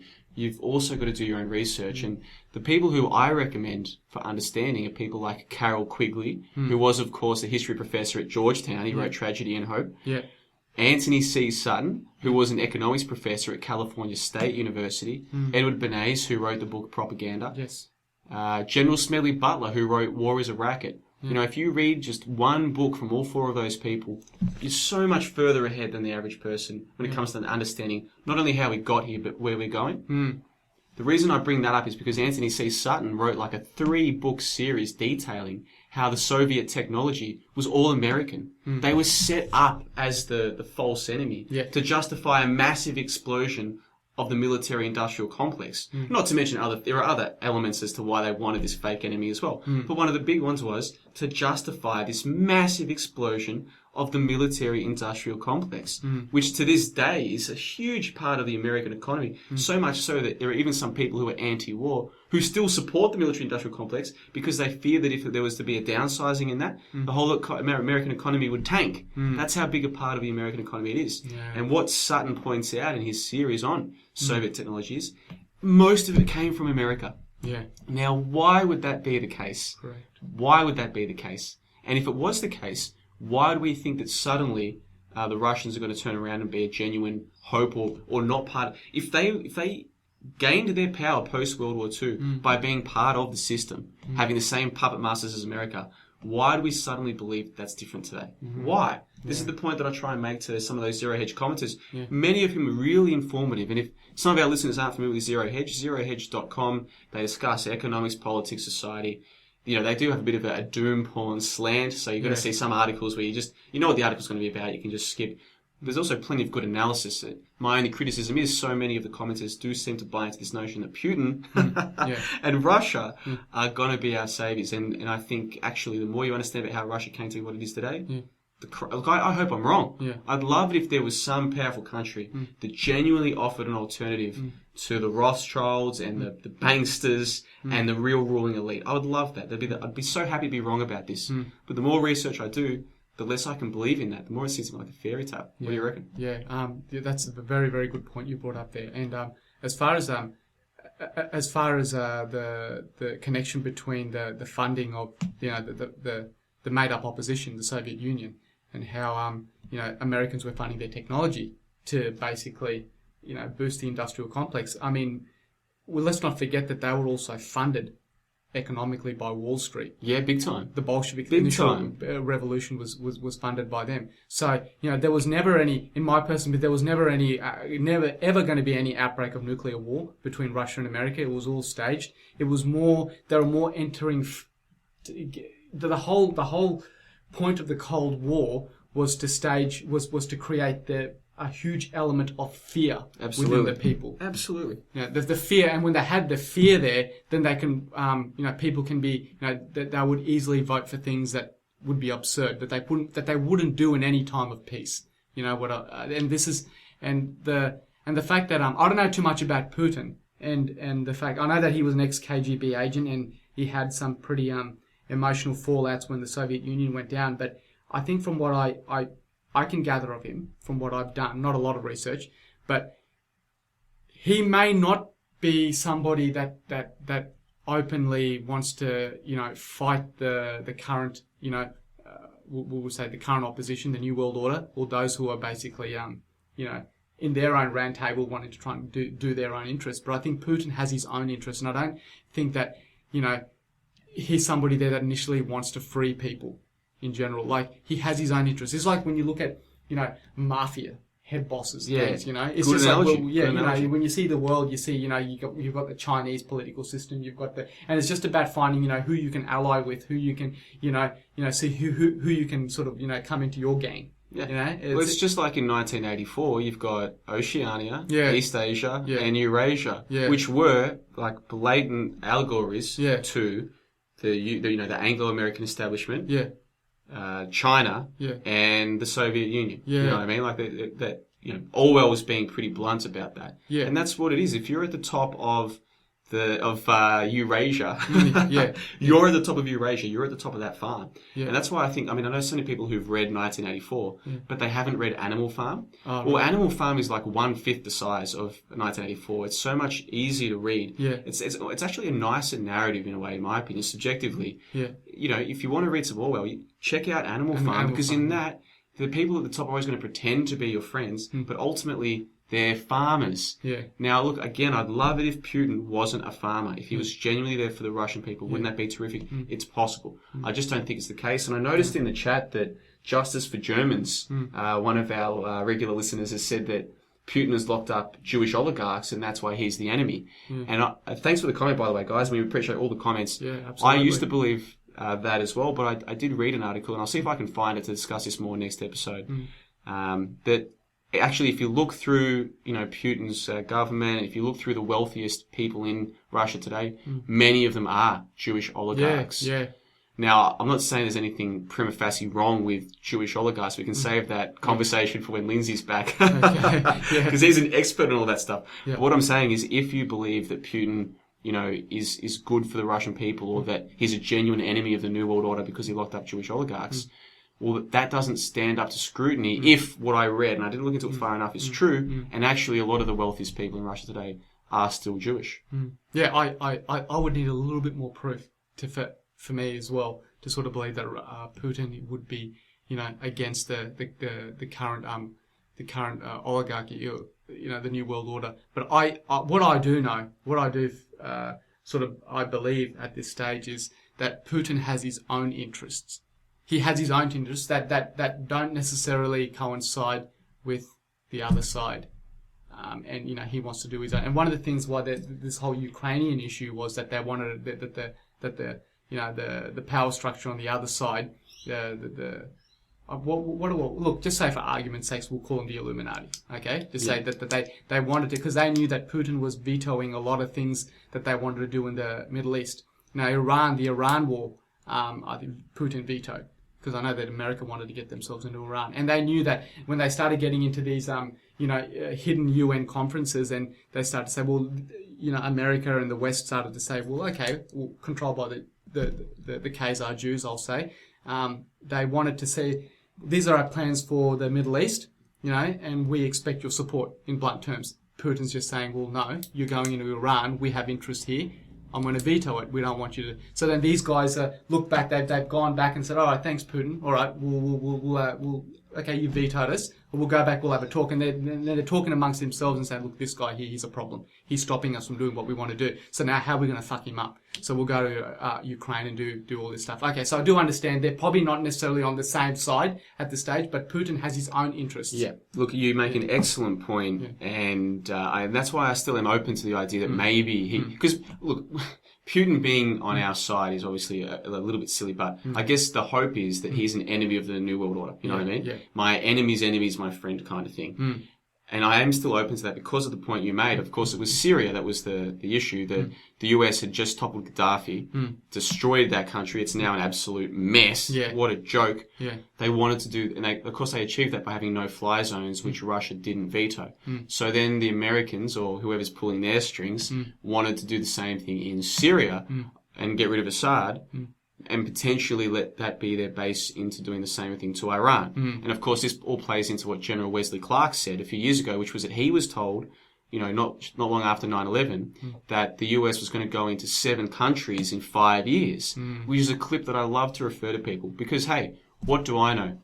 What do you know? What does anyone know? Well, this is General Wesley Clark. Okay, I think he would know. And if he sits there and says, "I was told we're going to go into 7 countries in 5 years." And of the 7 countries, several of them have been gone into and destroyed. And all that remains at the biggest study that's left is Iran. Who am I to disagree with that? I mean, you've got to at least be open-minded to this. Yeah. So then they try and take out Assad with that ridiculous claim that he was using chemical weapons on his own people or something like this. Yeah. Another one of those complete media hoaxes that, I mean, I remember being at an event maybe 2 months ago where this had come up. I didn't bring it up. Somehow we had gotten onto the topic of Syria, somehow. And I heard a guy say, oh, hopefully they get rid of Assad. He's a monster. He tried to gas his own people. It's like, hold on, mate. You know, they even came out and admitted that was all crap. The people who originally told you that, they might have only done it on page 15 or 20. They might have hidden it somewhere. But even the official story now is that it wasn't him who did that. Yeah. But they know this. They know that if they can put that on the front page, you know, for a day or two in a row, that seeps into people's minds. Oh, Assad is a monster. Assad's killing his own people. People still, there are Australians who still believe that to this day, and I'm sure there's many people around the world who still believe that to this day. That's how successful the propaganda is. Yeah. So Putin says, no, I'm going to veto your efforts to destroy Assad the way that you tried to destroy us. Then, and again, I don't have my notes in front of me, this is off the top of my head, then that Saudi Prince Bandar, who was like, they used to call him Bandar Bush because he was so close to the Bush family. He was reported, even in some mainstream outlets, to have had a meeting with Putin where he said, hey, listen, you know, you've got your Sochi Olympics coming up. This is obviously prior to Sochi. Yeah. You wouldn't want that to be messed up by, you know, any Islamic militants or whatever. I control them. Let the US destroy Syria, and I'll make sure no militants, you know, come for you. And of course, this is all reported, obviously. This is what was reported. I wasn't at the meeting myself. Yeah. And, you know, reportedly Putin said, no dice, mate. Yeah. Not going to happen. And, you know, since then, what have we seen? The destabilization of Ukraine. Correct. Now, if you're a new listener to the Australian Roundtable Podcast, 3 or 4 weeks ago, might have been episode 6, I did a big feature piece on the Ukraine destabilization, going all the way back to 2004 with the elections then and what followed that, the colour revolution following through to the events of late 2013, early 2014. That was part 1. I plan to do part 2 in the next week or so. But if you want more information about the destabilization of Ukraine, check out episode 6 of the Australian Roundtable Podcast. So when you look at all of this, and I'm well familiar with all of this, it is plausible. You can make the case that Russia are the enemies of the New World Order. Yeah. But then you still have to answer the question of, well, how did they go rogue? Like, once you're in the NWO, how do you get out? Yeah. You know? Yeah. Well, look, you know, Russia is a very, very big nation. It's a very, very big country. It's a nuclear power as well. So you got to look at that as well. Like, that's a big enough deterrent as it is. You know, they've inherited from the old Soviet Union era their nuclear war. And, you know, look, some of it, you know, maybe quite a few of it are old and, you know, worn out, and, you know, they can't, but they still have that power. You know, they still have the technology to cause some problems.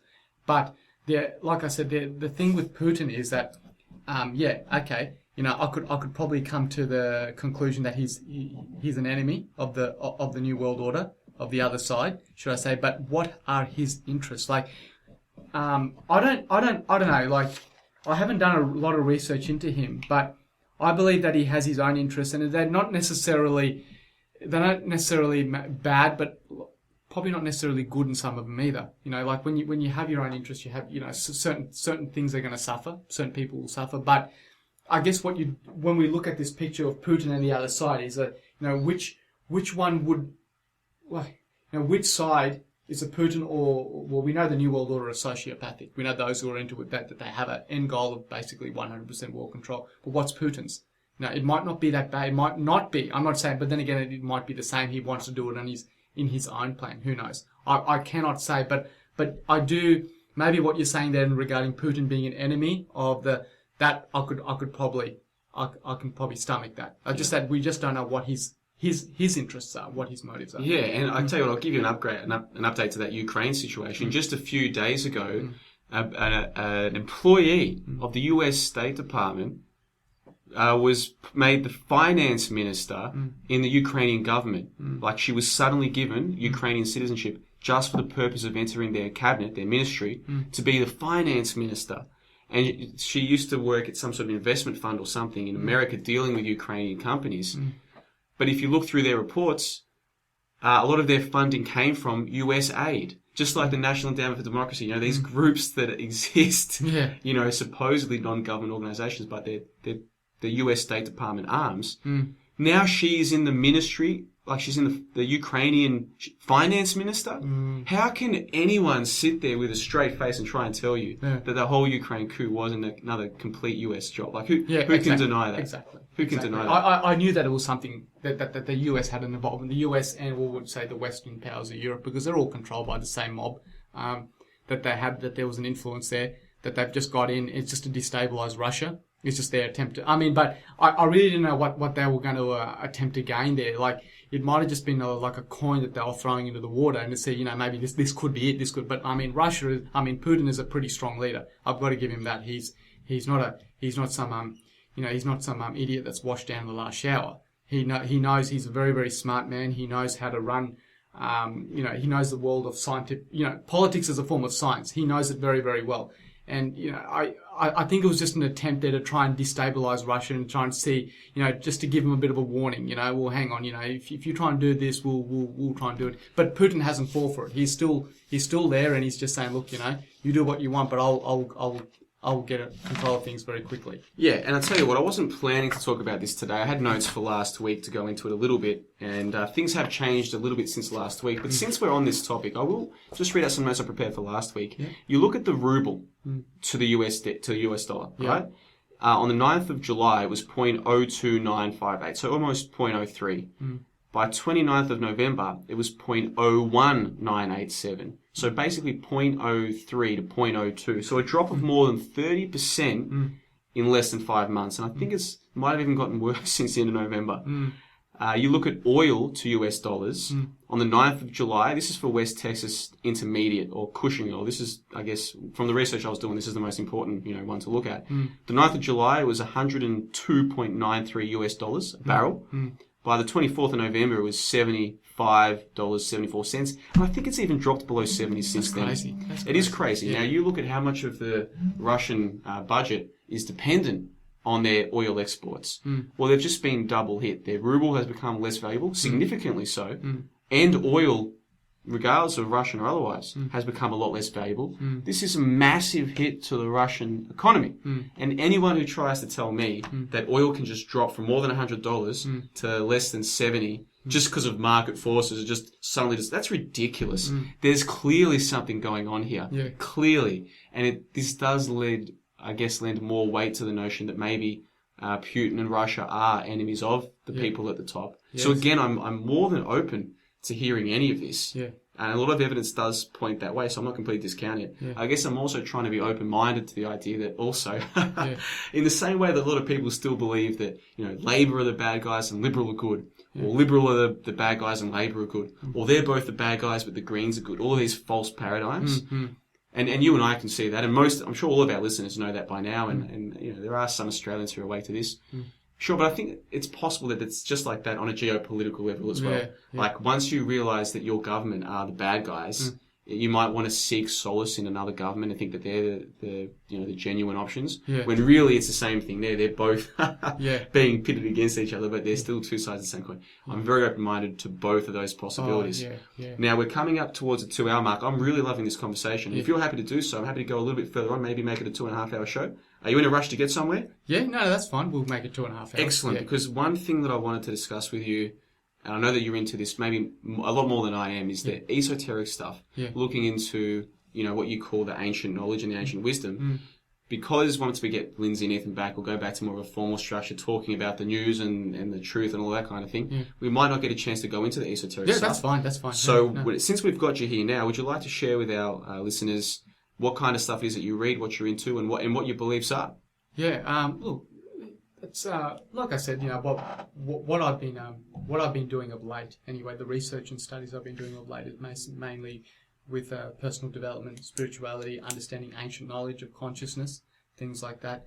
I think at the end of the day, it's we as glim and dark as we look outside our world, physically, and we see, it's going into a form of peril. And, and I'll link this back to what I think will happen in the future. I still believe that we have the power within ourselves to at least create a change. If not, if not everybody, you can't change everybody, but I mean, within ourselves. And I think the most important thing is how we, is mastering our own mind and our own state of awareness. Like, if we see, this is the thing. This whole, we're talking about like the whole the Cold War, the problems that are happening in the world right now with Putin and everything. It's all there to basically, in one way or another, create fear in ourselves, in the world, and then create dependency upon some fictional god, like that's government, that your own political system. And the thing is, when we go away from understanding the power of ourselves, just on a spiritual level, and we give that power over to somebody else, and that they say, well, yes, you are our savior. Same with a lot of religions do. Well, then basically it becomes game over. And these guys know it. It's never been about the physical. You can torture somebody, you can cut their hands off, cut their fingers off, and do everything. But that's not the part that makes somebody cave. It's the fear. It's the fear of something. It's internal. It's spiritual. It's consciousness, and that's where the battle lies. And that's where I wanted to sort of understand and acquire a bit more information. Then everything else you see in the world, geopolitical, everything starts to make a bit more sense that there's something interlinking between this, because it's all about screwing you up individually as a person, and then the people around you as well. Absolutely. Yeah. And I just want to say quickly, I know that Jaden in the chat asked if we know about the Victoria Newland call. If you go back to episode 6, we discussed in length. In fact, I even got Lindsay and Ethan to role play the Victoria Newland. Was it Jeffrey Pite, Victoria Newland, and whoever it was that she was talking to, where she says, we're going to install Arsene Yatsenyuk.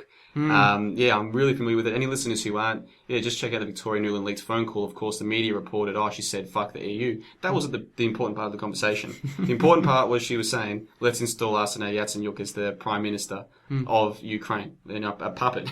Yeah, so there you go, Jaden. Check out episode 6 of the Australian Roundtable Podcast. Going back to what you were saying, though, with the spirituality and understanding all of that, that's what I've found as well. It's so important for us to understand the economics and the politics and the geopolitics and the history. That's all so important if you want to know what's going on today. But I think it's just as important to spend time looking at the inner side, the spiritual side, and then you see the two are so connected. If they can destroy us spiritually, so much easier for them to destroy us in practice physically. 100%. And vice versa, by taxing us so much and essentially enslaving us, by telling us that they can come to our house at any time. They could come to this place right now and take me away for 2 weeks. They wouldn't have to charge me. You know what I mean? They literally could do that, and I know that. Doesn't concern me so much at the moment, but the fact is that most people are aware that the police do have powers like that or similar to that. The idea is fear. The more scared you make people, the less likely they are to really delve into the spiritual, the essence of who they are, the nature of existence. Exactly. So the two go hand in hand by the oppressors. But just the same, if the two go hand in hand by us, if we're trying to form a resistance, it's one thing to understand how they're subjecting us to all of these draconian laws and what have you. But unless you have the inner fortitude to fight against it on your own, because it's the right thing to do, because the truth is right, then you can never win the battle. You have to win the battle internally before you can ever hope to win it externally. Absolutely. And so when I see people who are so focused on, to use one example, 9/11. I know some people who spend a lot of time protesting once a month. They hand that information, and it's really terrific that they do that. They're putting so much of their own time into it. And I've joined them once, and you see people walking past, and sometimes they give them stupid looks, and these people are just doing that because they care about the truth. And how fantastic is that? At the same time, if they were to only focus on the 9/11 and getting the truth out about that, and not also spend time on asking themselves, well, why do I care about this truth? What is it that I'm hoping to get out of this? What would I do if they did declare that all 9/11 truthers are terrorists, like David Cameron wants? Would I still care about the truth? Like, how far will I go with this? I think you need to know who you are. You need to know why you're doing what you're doing, because times are going to get tougher. And what hope is there of you being able to convince other people that the truth is so important if you're not convinced of that yourself? Absolutely. The two go hand in hand. Now, do you have any books, or is there any documentaries that you've seen that you'd recommend to people to help them open their mind to who they really are? Look, there's literature out there. There's books that you can read. One in particular I'm reading is written by Stanley de Lubrix. It's called Esotericism and Symbol. It's called, and it's a very good introductory book. It's not a thick book at all, but it talks about at least what the ancients knew, in particular Egypt, about the fact that they were portraying, that they were relaying information through hieroglyphics about a spiritual understanding to life. And and I'm reading a book now. It's called Thick Face, Black Heart. It's an interesting book. It's telling people basically how they can survive in the world that they're currently living in if they just tend to follow who they really are. And her book, that book, Thick Face, Black Heart, and there's literature that I've read on the internet. Basically, what it's saying is that if you control your own, if you have a mastery of your own inner world, then everything that you acquire in life, whether it be information through spirituality, through whatever it is, even just finding information about 9/11, it just becomes you become secure in that yourself. Like if you basically have the understanding of who you are, and work towards that first internally, work rigorously on that spiritually, and then once you have that, at least to a degree, then everything else that you start to acquire in the world, like whether it be what's actually happening in the world through this control, it doesn't no longer become scary. It becomes, all right, I know this is happening, but all this is happening because it's trying to affect me psychologically, psychically, spiritually. And, if I don't allow that to affect me, I know it's there, okay, but I can get through this. I know that my own house, my own internal house is in order. Everything, at least, the way you deal with the issue becomes a cushioning effect for you. I agree with all of that. And obviously within the alternative news or the alternative analysis movement, the truth movement, call it, the skeptic movement, call it whatever you want, there is a lot of controlled opposition, a lot of gatekeepers. You really can't trust anyone. You have to always be doing your own research and fact-checking and verifying. And I always recommend that everyone, if I ever give you a statistic or a quote or whatever, I recommend that before you believe it, you check it out for yourself. Yeah. For two reasons. One, because anyone, you know what I mean? You can't trust anyone. You don't want to get complacent. You want to always be checking everything that anyone says. But also because if you go and check it for yourself, you're more likely to retain that information. Yeah. So if Johnno says, the ruble has dropped 30% in 5 months, you might remember that. But if you're like, has it really, or is this maths out? Because that's an astounding amount. Then you go and check it for yourself at ze.com or whatever. Bang, holy shit, it has dropped 35%. Johnno was even underestimating. It's actually 35%, whatever. Yeah. You're far more likely to remember that information. Yeah. So I always recommend people do that. Absolutely. At the same time, even if you know someone is a gatekeeper, they can still put out good stuff. And I'll give you an example, Stefan Molyneux. Now, Stefan Molyneux is that, so-called libertarian, anarcho-capitalist or whatever, whatever thing it is that he's pushing. And yeah, of course, he's a gatekeeper, that's obvious. But some of his stuff can still be useful. And one of the things that some of it, I'm not saying much of it, but there's one particular video called The Story of Your Enslavement. Now, I saw that about 12 months ago. Very early in this, second wave of waking up that I'm going through, deprogramming, I call it. Yeah. I was exposed to 2007, loose change, zeitgeist, all of that at the time. Yeah. And then I guess just went into like a homeostasis and stopped that search for the truth, if you like, for whatever reason. And in the last 12 or 18 months, I've gotten back into it. And one of the videos that really spurred that on was The Story of Your Enslavement. It's a 10-minute video that Stefan Molyneux has put out. It's had more than 1 million views, I think. And the central point that he makes is that humans are a more useful animal to farm than regular farm animals for a couple of reasons. One, because we can actually make stuff and build stuff. We're not just eating grass and making milk. You know what I mean? Yeah. But also because you can make us fear things. Now, you can kick a dog or make a dog afraid that you're going to kick it. But in terms of it making it really afraid of death, or making it really afraid of what the future is in store for it, or making it really afraid that its conditions are going to get worse, good luck, it's not going to happen. But with a human, you can do that. You can genuinely make them afraid into doing whatever you want. Correct. But to make them afraid of doing whatever you want, you have to stop them from understanding the true nature of their existence. You have to take away from them the notion that there is a goodness in the world, whether you call that God or Jesus or karma or Gaia or whatever. You have to take away from them a faith that there is good out there and that anything they contribute towards the good is prima facie worthwhile of their time. You have to take that faith away from them. Yeah. And I think this plays so much into the whole Bolshevism, cultural Marxism, taking away people's belief in Western traditions, Western values. Even global, like individual national traditions, absolutely. Big time. And so what are people left with? Atheism. Yeah.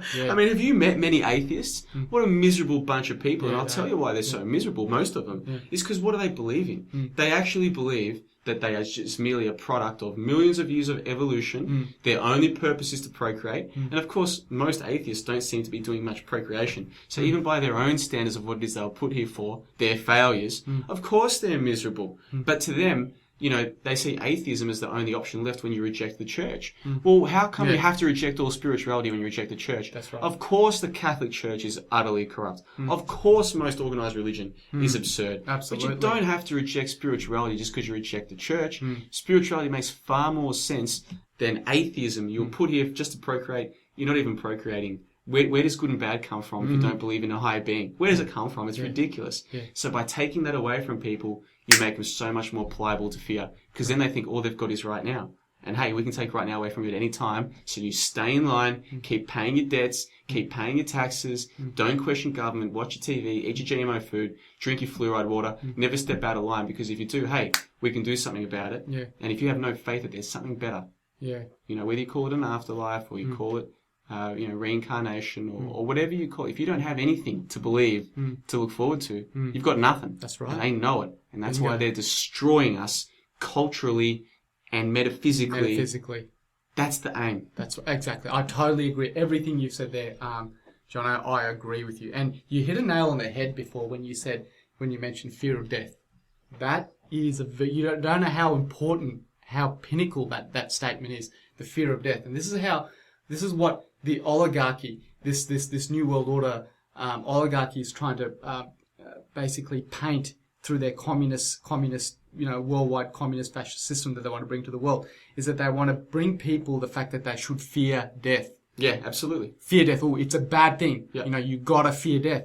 You know, and when they fear death, they can implant anything that they want. They can get people to do anything that they want. You know, we will bring you a global religion. We will bring you, you know, where death is, you don't have to experience it. You know, it's just like, you know, you can go ahead, do what we tell us, you know, do what we want you to do and you'll be fine. It's just what they're doing is they're getting rid of, the institutional religious systems of the old world, and they're bringing in one, which is the communist religious system. Yep. You know, and one of the pinnacle things that people, all of it, when you ask any person, maybe not for everybody, but for a large amount of people, if you ask them what they fear, they'll, apart from public speaking and that stuff, they said they fear death. Big time. People fear death, and that's what they realise. You know, public speaking, okay, that's just a surface issue. Yeah. You know, but I mean, we're getting deep here in the fear of death. This is something much more higher. Yeah.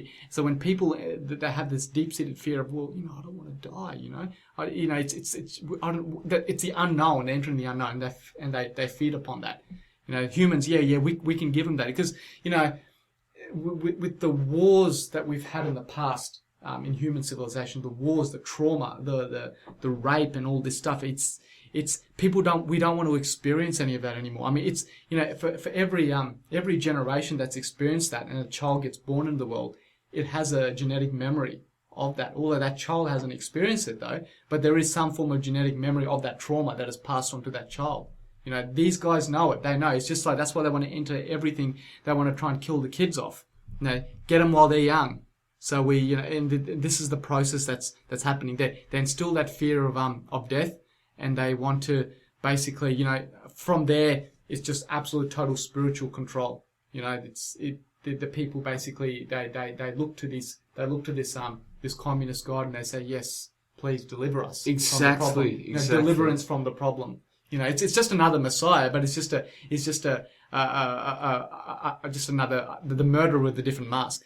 Absolutely. And look, Justice for Germans, and again, thanks guys for all your comments. I've been trying to read them as much as I can. Justice for Germans, which is a cool name, by the way, says, well, I'm an atheist. I don't need to believe that I'm here for a reason. And I totally respect, I'm not saying that people shouldn't be atheists, because a lot of people, if they're not atheists, have to believe in a God or something, right? I'm not saying you have to believe in a God or whatever. These are just words. God is just a word. Correct. Gaia is a word. Karma is a word. Yeah. It's the concept that's important here. Now, conceptually, if you don't believe you're here for a reason, then my question to you, not just you, Justice for Germans, but people in general, whenever I'm having this kind of conversation, if you don't believe you're here for a reason, then why do you do anything? Why do you believe in good and bad? Most people who are atheists will still tell you that there's such thing as good and bad. And I'll say, well, from where?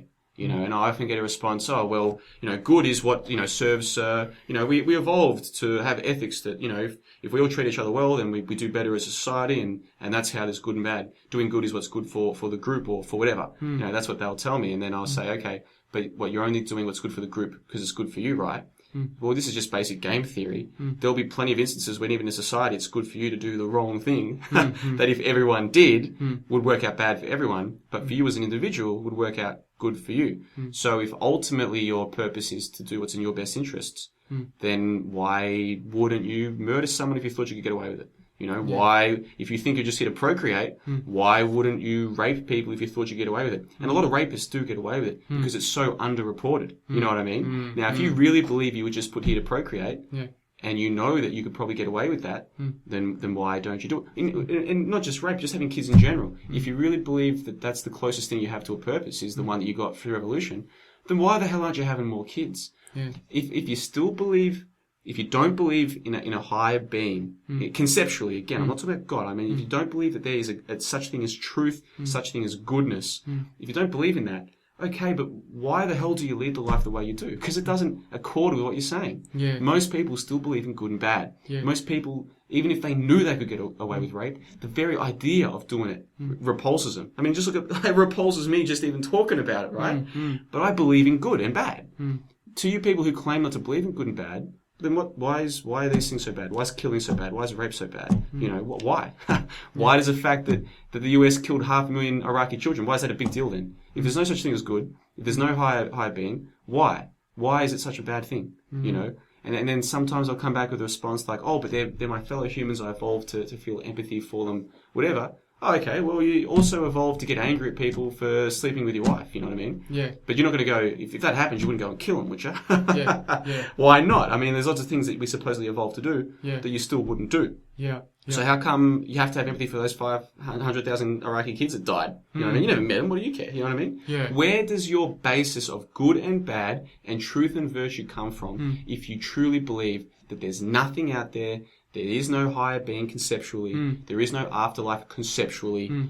Where does good and bad come from? I'm yet to get a single good response to that question. But like you were saying though, like when you ask the atheists about, that they have some conceptual realization of good and bad. Even when you ask the atheists, this is good because of this.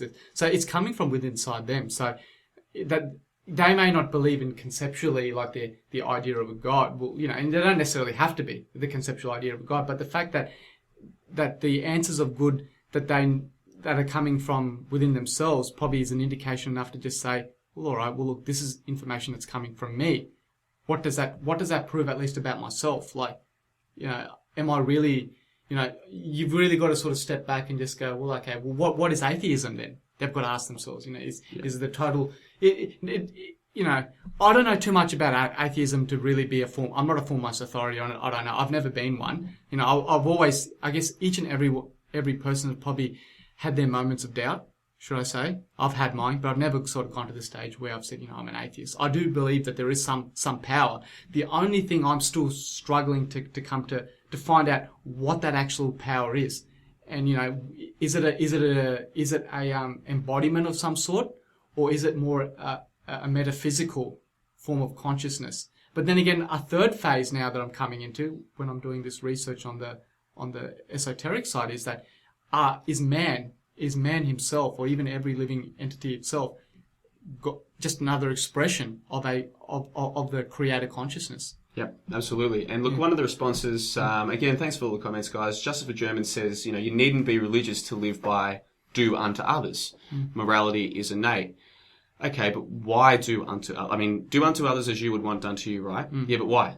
You know what I mean? Is it just so that others will do unto you what you want done to you? Like, is it still entirely a self-preservation thing? You know what I mean? Is that ultimately, are you just here for yourself? This idea that morality is innate, okay then, maybe for me and maybe for you and maybe for a lot of us. But how come we've got people killing 500,000 Iraqi kids? You know what I mean? Yeah. How come we've got so many people voluntarily signing up to the military? You know what I mean? Yeah. How come we've got so many people doing so many bad things if morality is innate?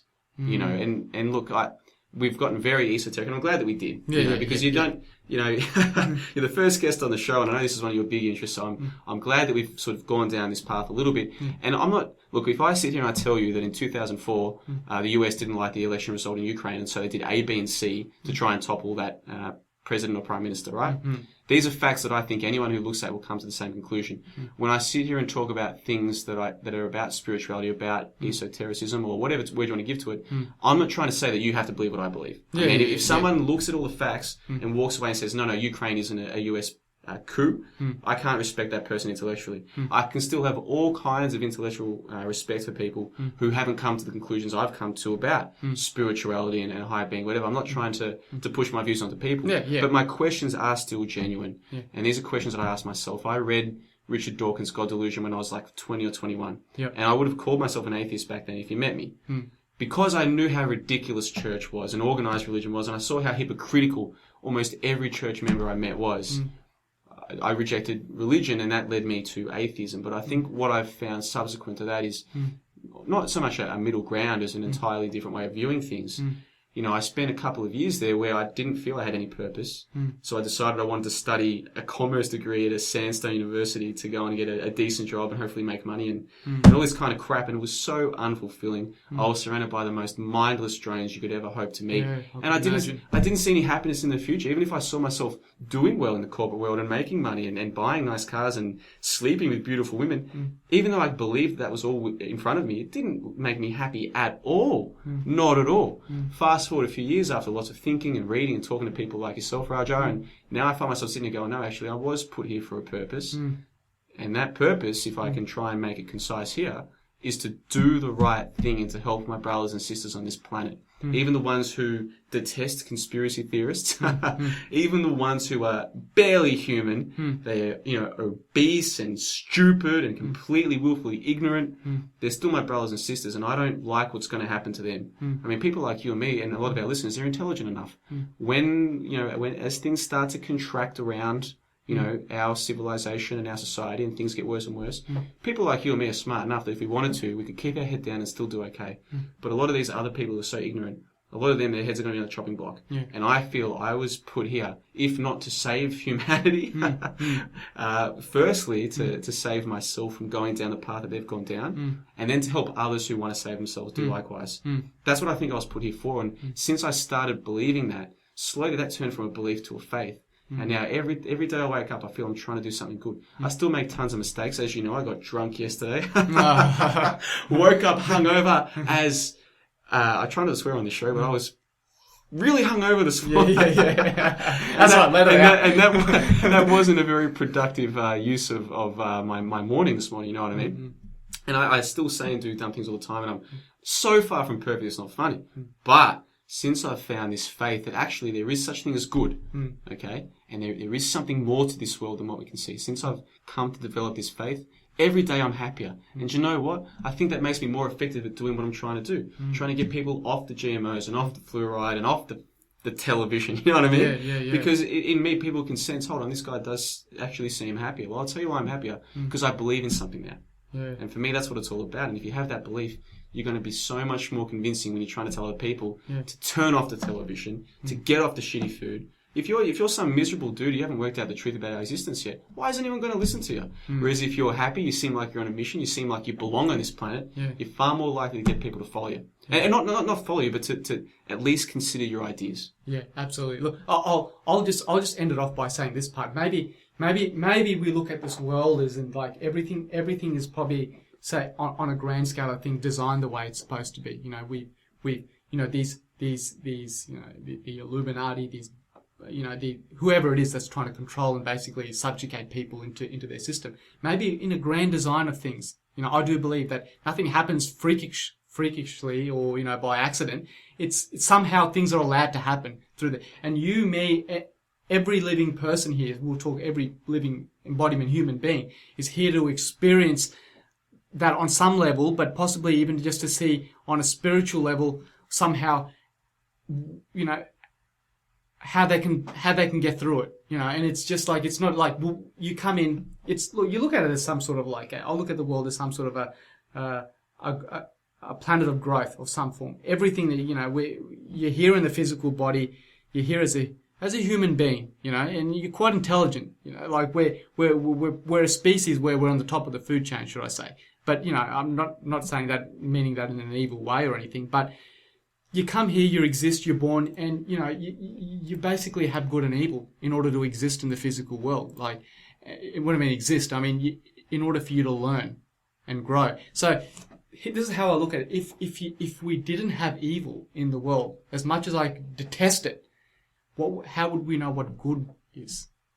Then again, if we had a world of total bliss and goodness, yeah, what would that world be? Like, how would we know what evil is? You know, it's just like we define ourselves, and from there we experiment.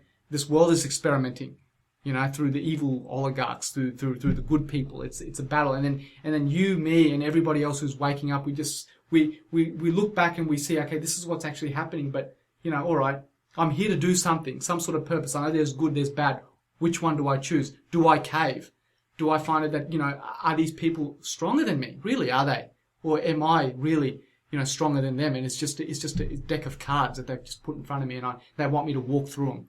You know, I know that they're there, but I have a choice at the end of the day. You know, maybe it's more grander than that. So when we look at it from that perspective, and we don't fear death, this is an important thing, we don't fear death, well then things become a lot more, we see things a bit more clearly, and we don't live a life of fear anymore. Exactly. And can you imagine what would happen if even 1% of Americans, even 1% said and believed, I don't fear death at all. In fact, if I'm going to fear anything, I'd fear myself. If I'm going to put up with this system and continue to support this rotten system, I'd sooner die than to continue to prop up this system by working and paying bullshit taxes.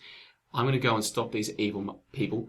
If even 1% of Americans did that, truly committed their life to making a difference, those evil people who really run the show would be out of that country so fast, because they would know what's coming. Absolutely. If even 1% of people decided that they were going to believe that whatever's on the other side is better than what we've got here, and it's time to try and make a difference, if even 1% of people did that, imagine how quickly things would change. And that's why they have to repress us spiritually. Yeah. That's why they have to put the TV there and to have little 13-year-old girls dancing like little sluts, and to have boys thinking that it's perfectly normal to sit on your ass and play 5 hours in computer games every day, and to have parents think that it's entirely normal for both of you to be working and no one looking after the kid, and for everyone to think it's entirely normal to want to earn money just to spend it on shit you don't need. They need to destroy us spiritually, because they know that if even a tiny fraction of us ever woke up to who we really are and what's really going on, game over. Big time. Yeah, and I'll tell you what, on that note, we'll have to leave this conversation there. But we've still got a few minutes left. We'll try and make it a 2.5 hour show.